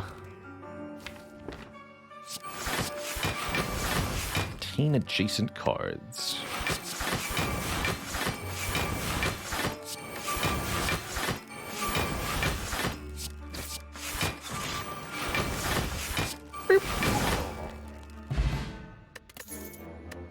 How advanced are we for mastering all of the Packmaster cards? Now there's a project for you. Oh my god, this horrible thing. Nightmare Owl. It's so spooky. Apply Rend. This Rend. Not sure. Another copy of Study. Give me that. And unfortunately we're... Well, actually we'll get one relic off Matryoshka. That's fine. Yeah, that owl is, that's a spooky time, man. Let's fight a calm and collected, comparatively. Nemesis instead.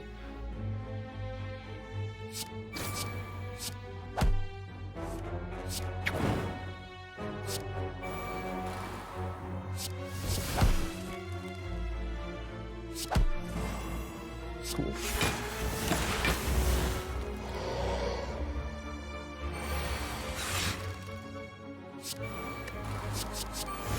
Apotheosis.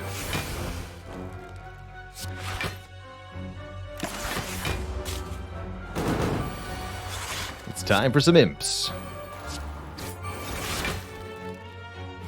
Imps in the draw pile.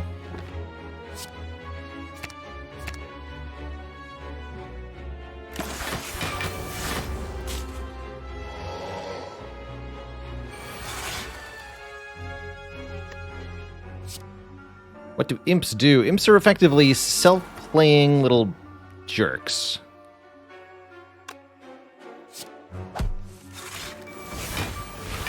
Every time you draw them, they automatically deal damage, kind of like a claw, scaling all the other imps. Exhaust and draw you a new card for free. Kind of like self-playing claws. They're good. They're quite good.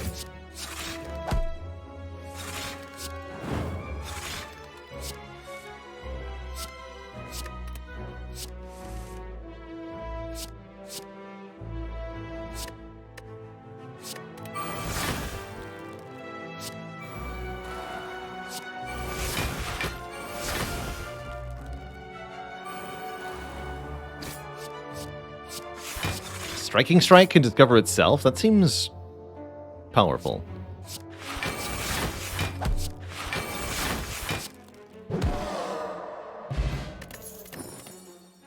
Grand Finale.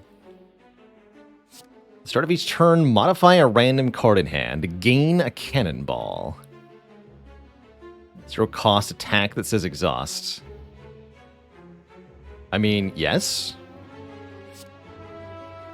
That creates a card, and then that card exhausts. And that card that exhausts is not an imp card, so excellent. Add some cannonballs. Omamori Darkstone Puriapt, the combo. And I guess I should take at least one more fight for 2 more card rewards. At least.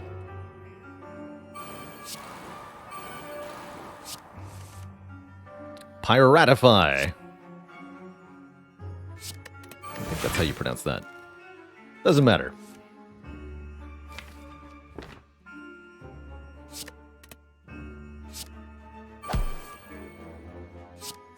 Ow.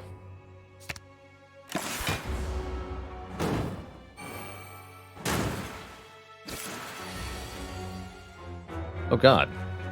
I've got too many powers now. Help!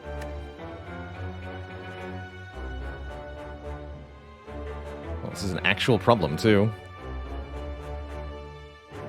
Bummer.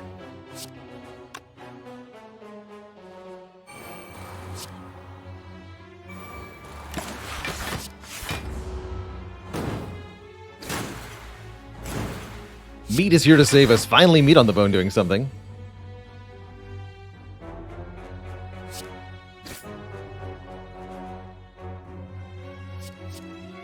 All your created cards, huh?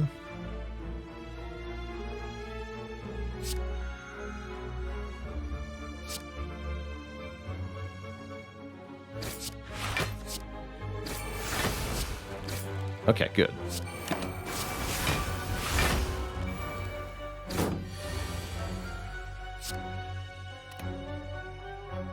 Imp is a skill, okay.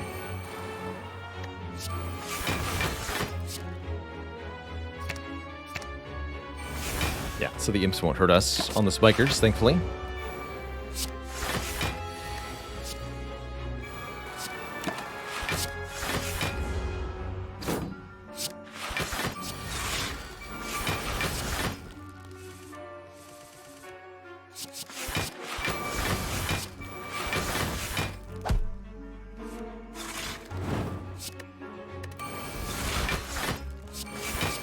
More created cards.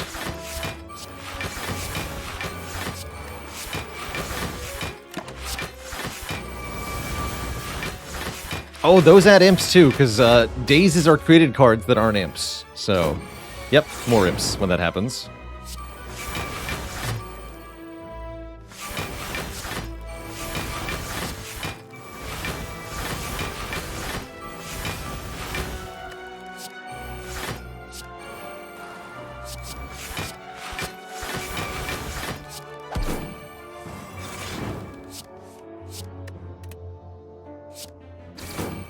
Impressive.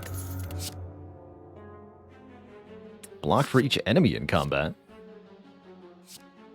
The last card you played this combat wasn't a skill. Get block again. From the Farmer. Good old Farmer. Yeah, welcome to Advanced Stupid. Extra nonsense. This is also a card generating thing. Wort Cloud. Gain Ablation. End of your turn, gain X temp HP, then reduce this by 1. Actually, Force Field seems kind of good. Take a Force Field. Got enough powers in this deck. Why so many different cards? That's partially the gimmick of the Packmaster, partially the Prismatic Shard. As a result, we get access to, like, hundreds of cards. You there! With a backpack of that size, you must be a collector. Come and browse. We have a lovely temporary pop-up market set up today. Fully legit, of course. I'm sure you can find something you need. Buy PM Collection for 120 gold. Banishing Decree. Choose one of your packs and then banish it. That's not going to work with Prismatic Shard. Or sell our hat for 60 bucks. Such hatlessness is shameful.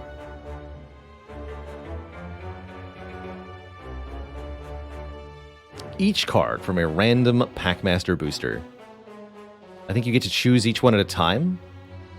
It's kind of strong. Let's see what this does. Adds Bela Lord's Bash is what it does. Hell yeah. I don't need to see the rest of those. I know what we're here for. Not that we're probably going to ever play it. It starts on the bottom of this enormous deck.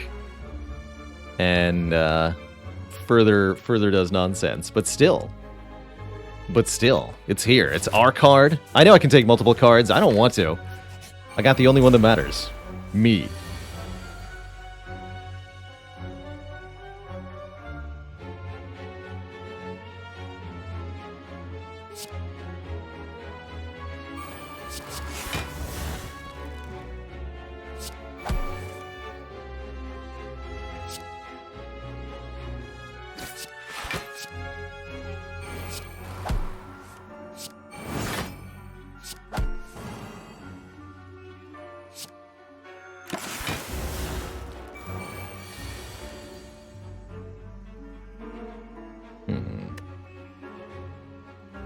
This looks a bit iffy.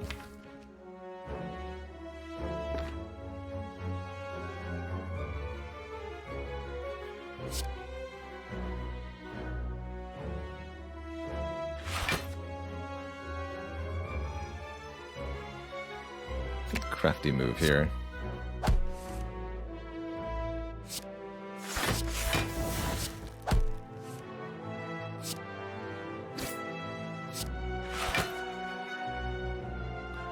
$32 plus 9.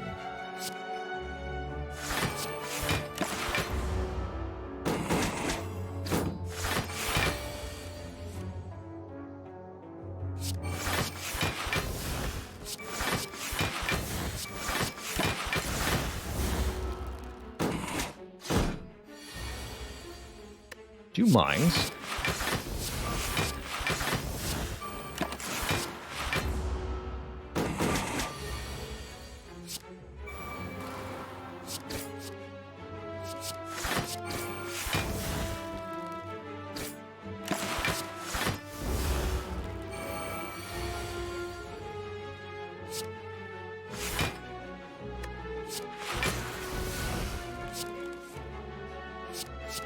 Strike gives me a cannonball. Hell yeah.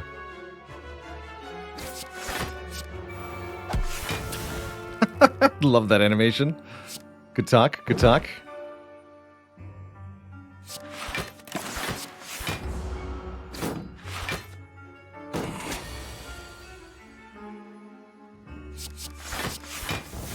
Apotheosis.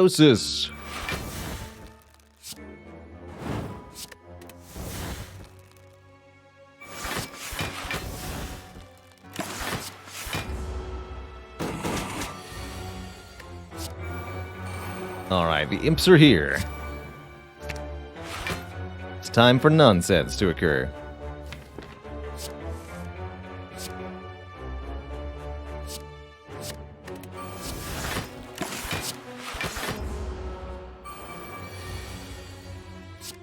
And here's Baylor's Bash. Add comfy blueprint to the discard pile.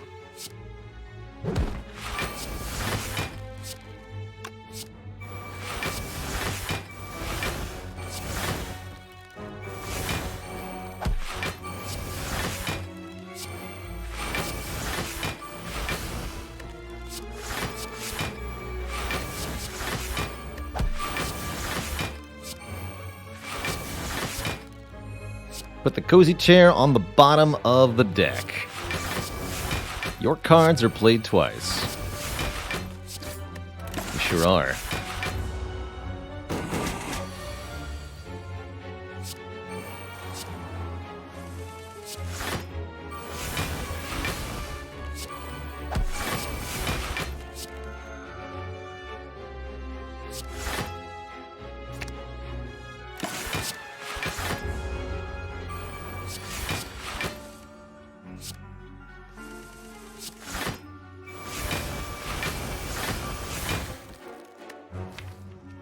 That's a power.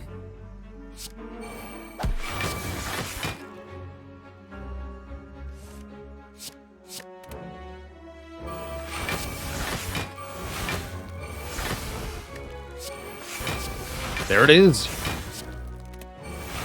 All cards are played twice. All of them.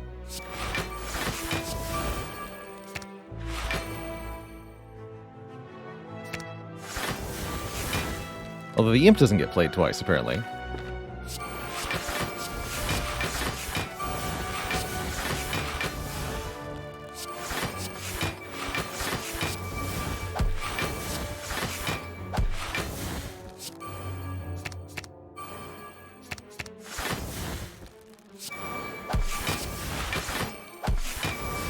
Boop.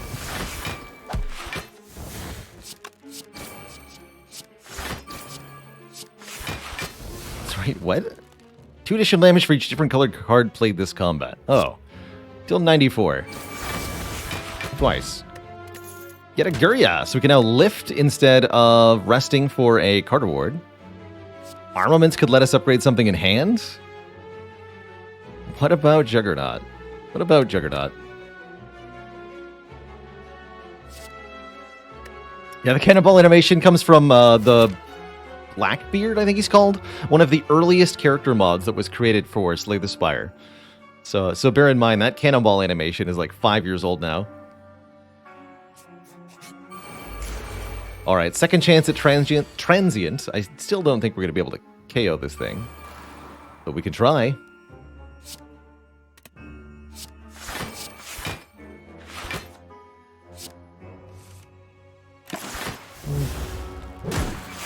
Or we can die to it. That's also an interesting option that I hadn't really considered.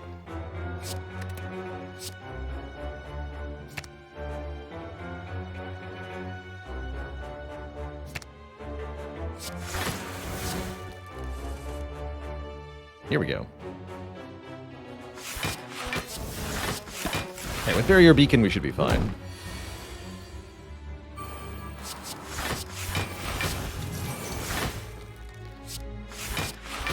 More than fine, actually.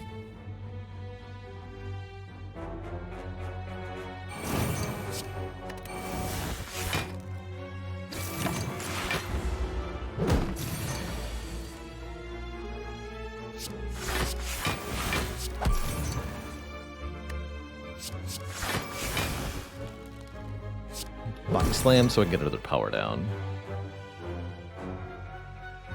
Study's fine.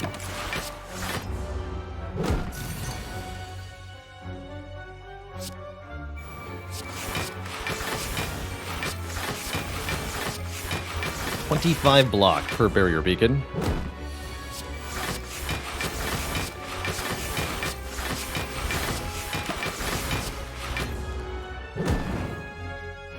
Beautiful.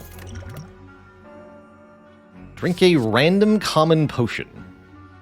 Add a despair to your hand. Fascinating. Eat without table. Top of the sky. Returns to your hand when played, exhausting after using 3 times.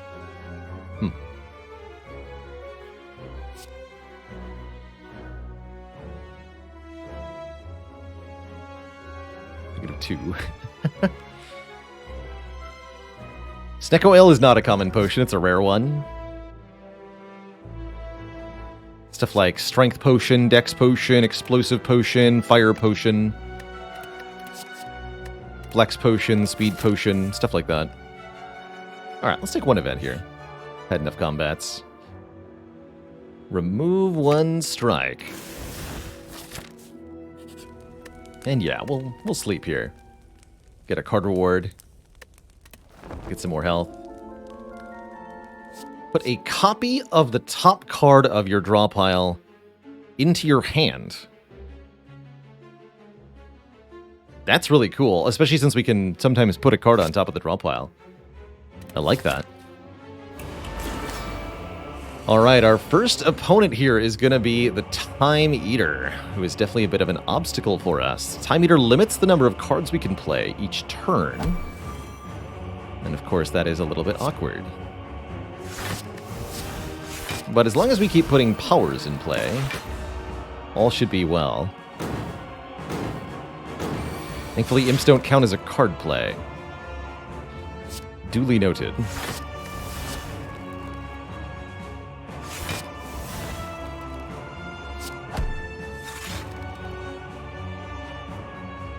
Still gonna play steady here.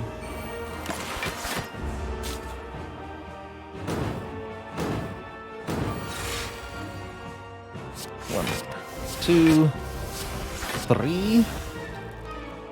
Let's get rid of strike here.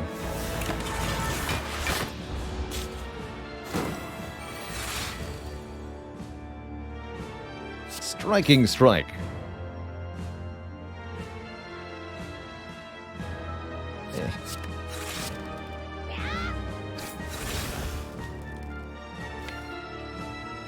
Soulfire back might be okay.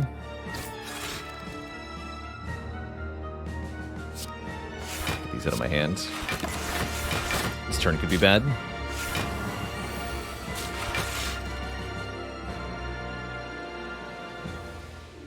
We don't have any of our block powers down yet.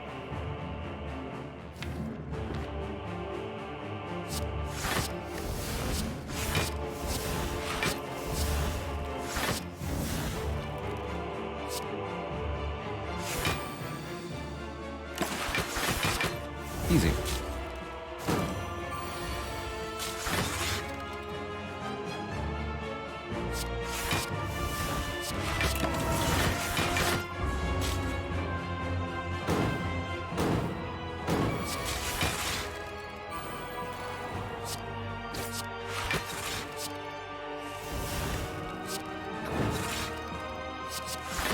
Apotheosis, here we go.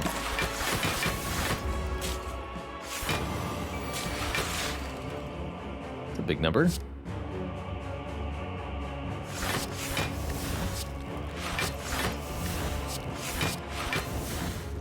$50 some.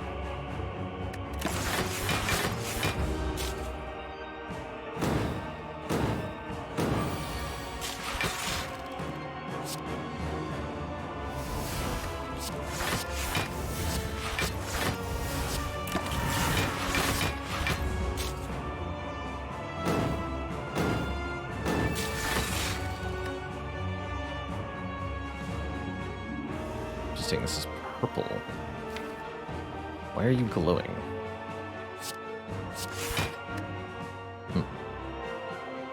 Odd.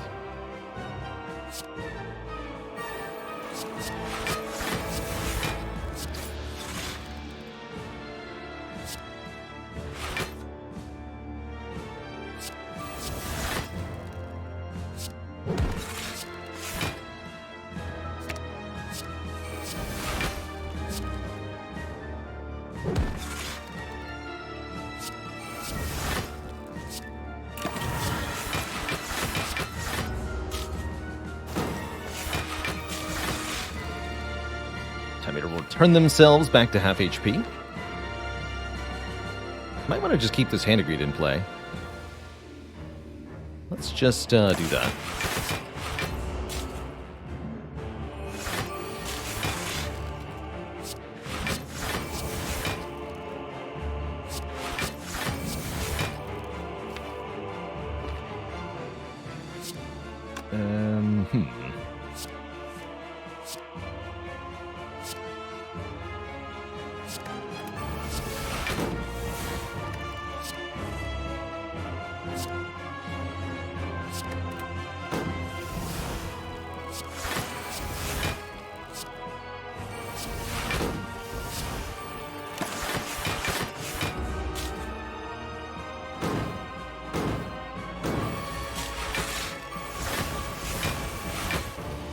Excellent.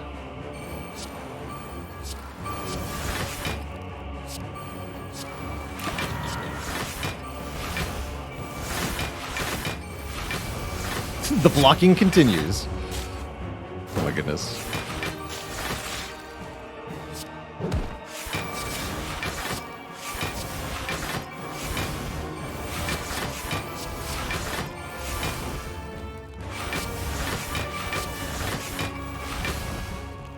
Love it. Simply love it.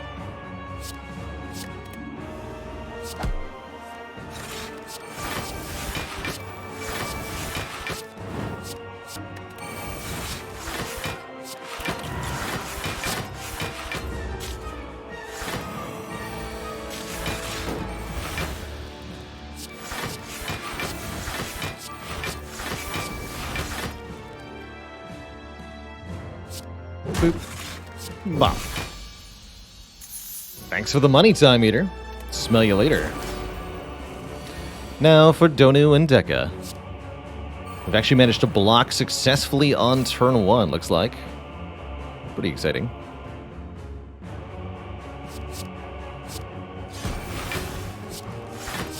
Not for a whole lot, but for enough to not take enormous damage. That part is certainly appreciated. Jack Raynick, thanks for 20 months of support.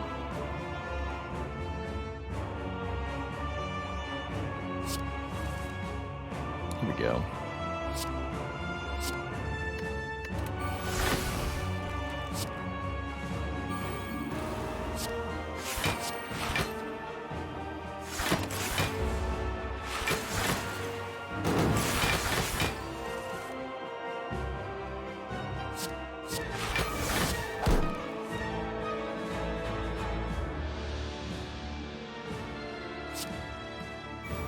Block at the end of this turn, yes?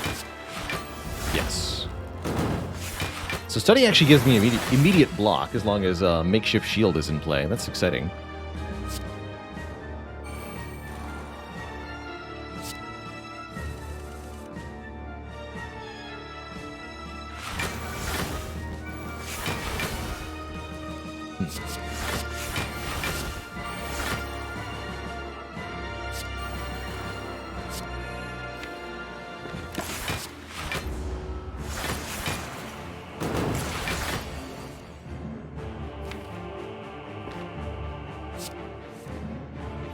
Oh, Insight's the top card? Interesting. Guess that makes sense.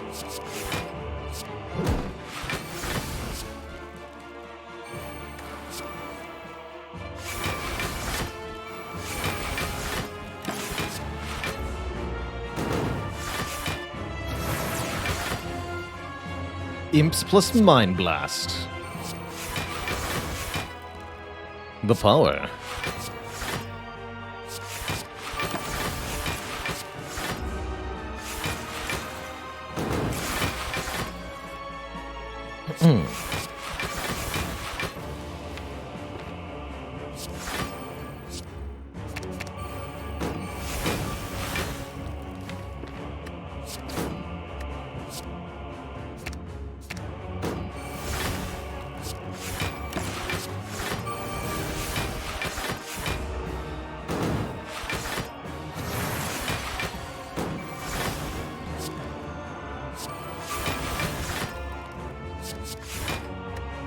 Slime Crush.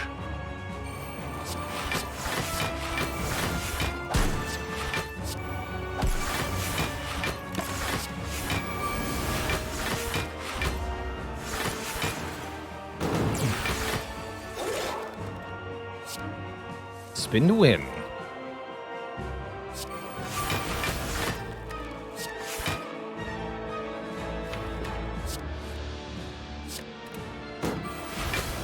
Alright, we clearly need to get more powers in play.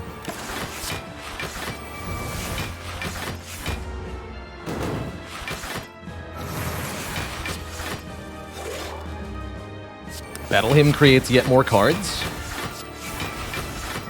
Seems perfect to me. And there's the cozy chair.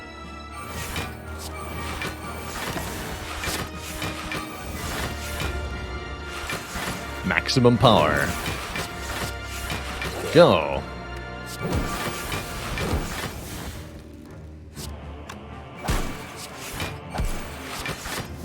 Fire the cannonballs.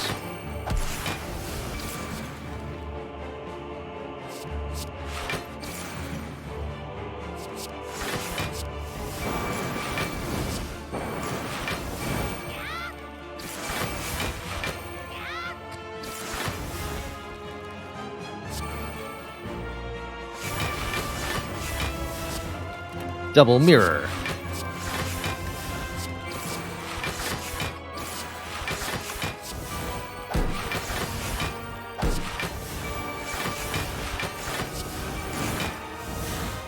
Boop.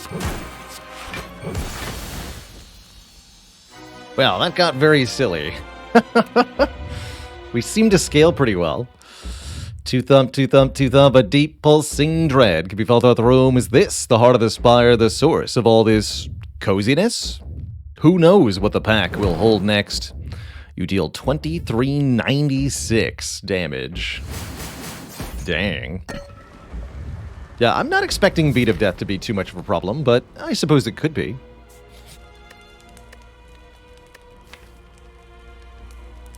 Who needs to lift? I'm sleeping. Distraction's cute. Adds another card. For Confession.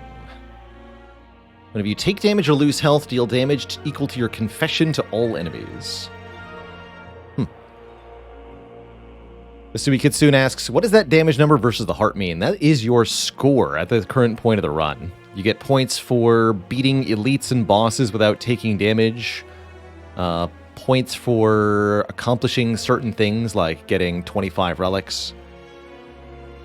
Points for having lots of max health. Points for having lots of cards in your deck. And a few other things besides. Biggest modifier to your score is usually the number of elites you've fought during your run. At the start of your turn, draw one card and add one Fading Ember to your hand and draw pile. Oh.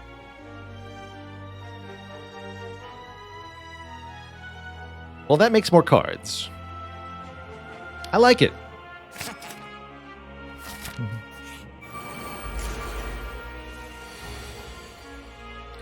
I like it a lot.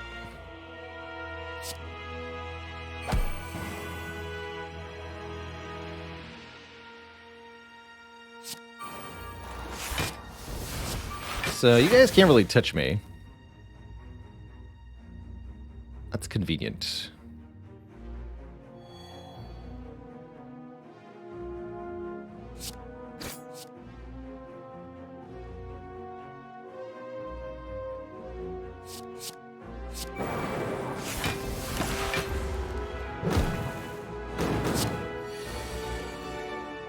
Burns, oh no.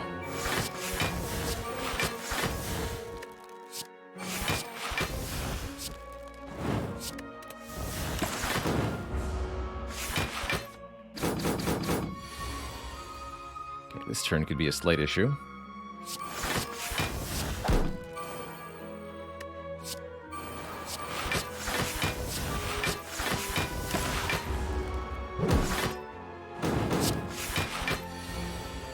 Here we go.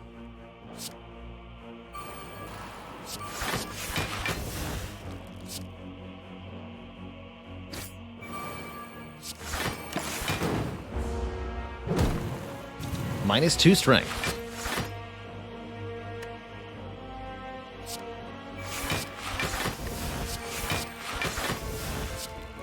Play study.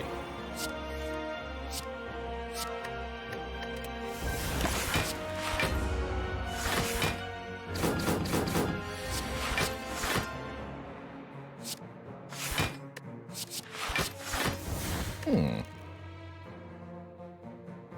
don't say.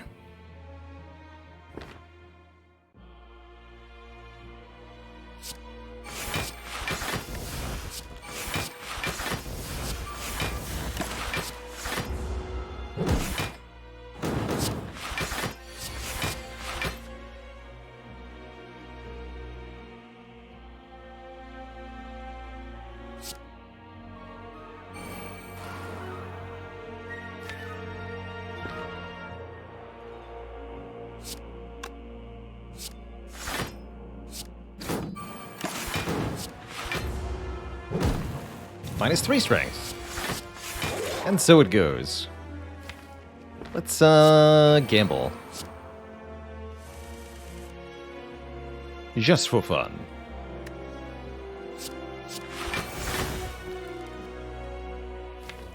And then I'm going to go ahead and sideboard my super block card back, so I can't lose it.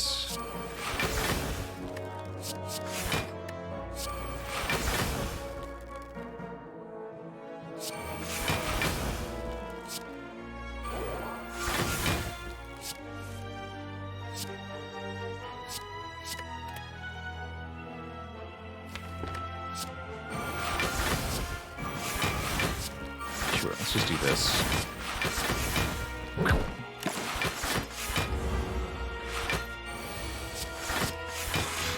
Alright, now I can finish playing the rest of the silly nonsense.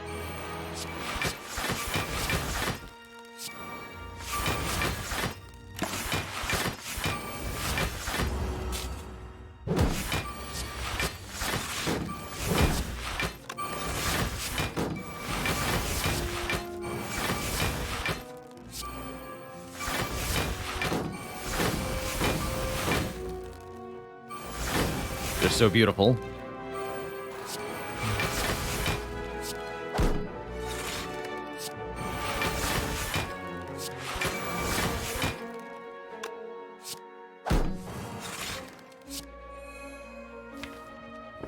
Love them.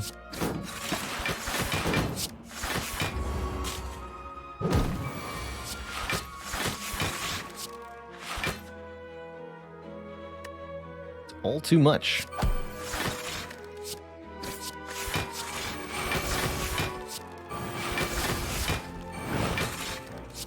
Bonk.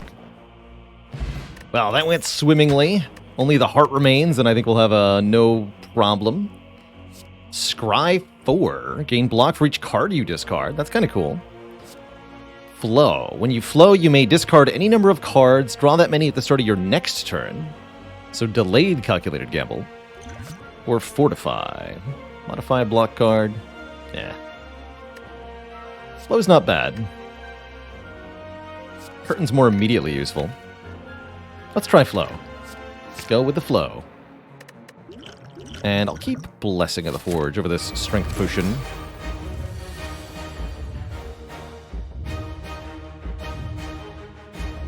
If only I knew what the top card was. Seems like a pretty good opening hand. We can upgrade Malchiazar's Imp with the Blessing of the Forge and Body Slam at the same time. And that alone is a pretty good start here.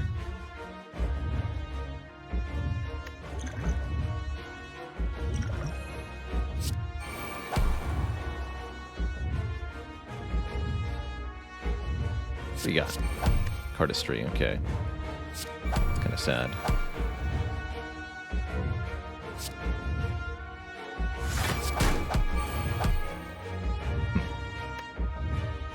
Okay, stop playing cards.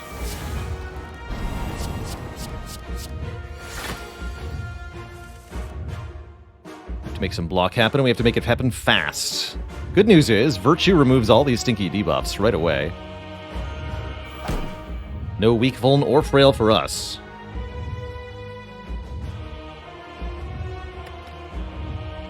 I don't think we want to Pyrotify yet. I think we want to gamble.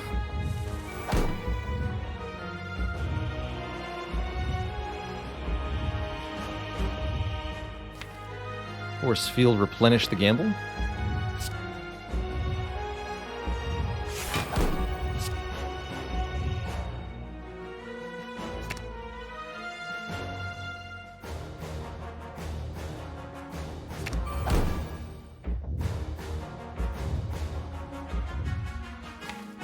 We'll stop there.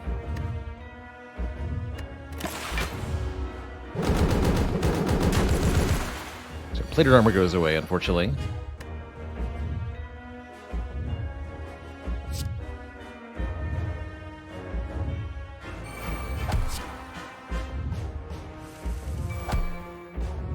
Okay, there's makeshift shield and feel no pain.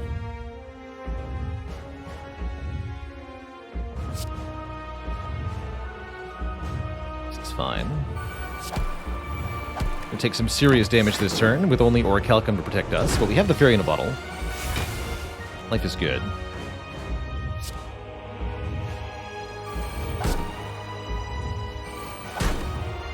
Alright, our engine should be online now.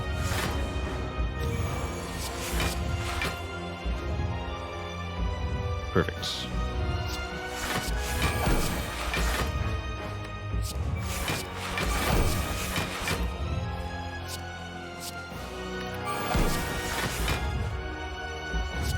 Give me powers.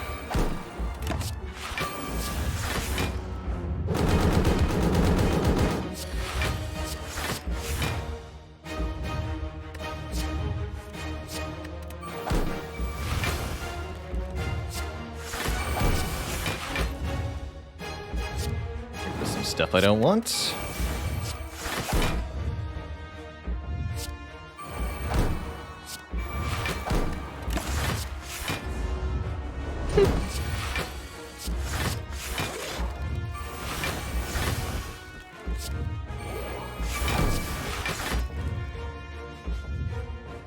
Anything I'd like to sideboard back into my hand? Body Slam's a pretty good contender.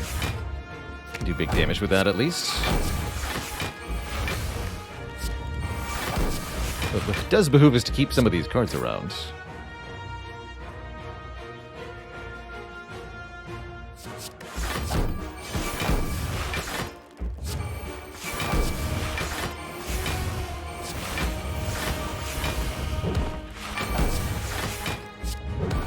Damage, good.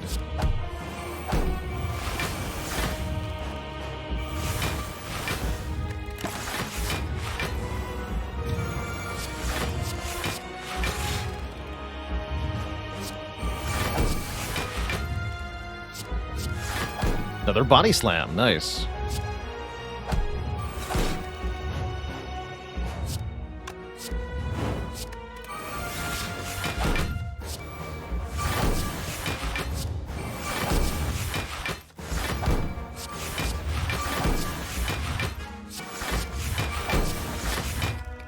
And cap damage.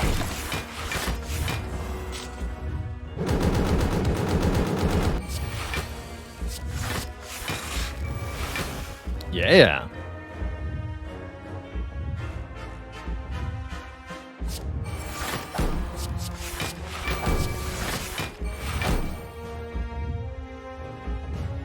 Panic button is relatively safe to play here. Let's do it. That will let me piratify some new laws.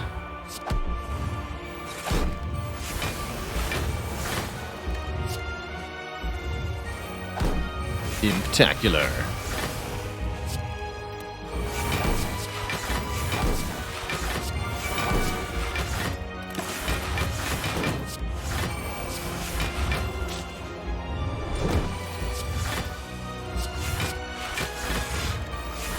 We're not even going to be able to play the chair. Such is life.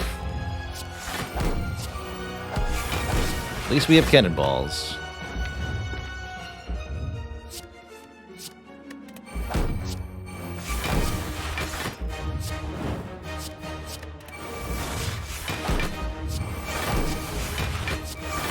GG, Mr. Hart. What a fun run. Wraith form, why not?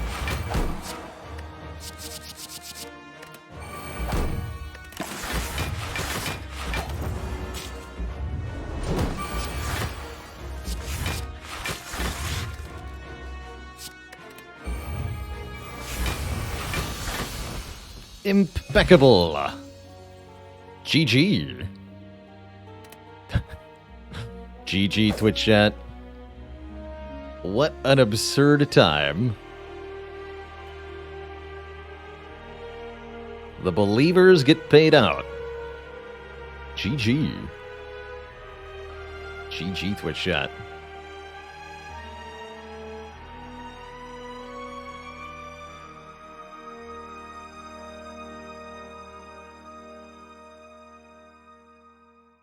Chaos is the way.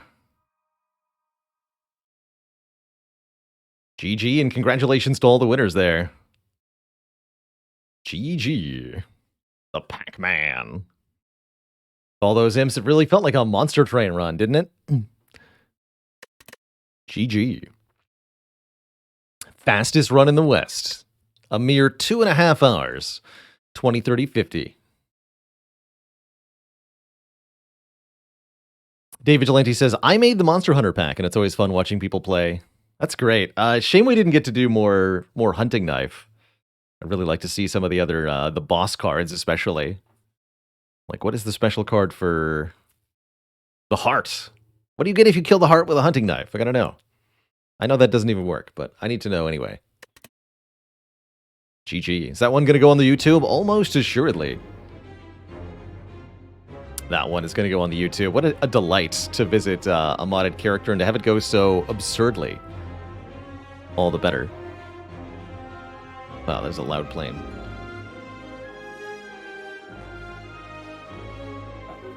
Not sure. Now, what has it been done? The Spire sleepeth, and so Twitch chat. Shall I? GG. GG Twitch chat. Points should have paid out right now.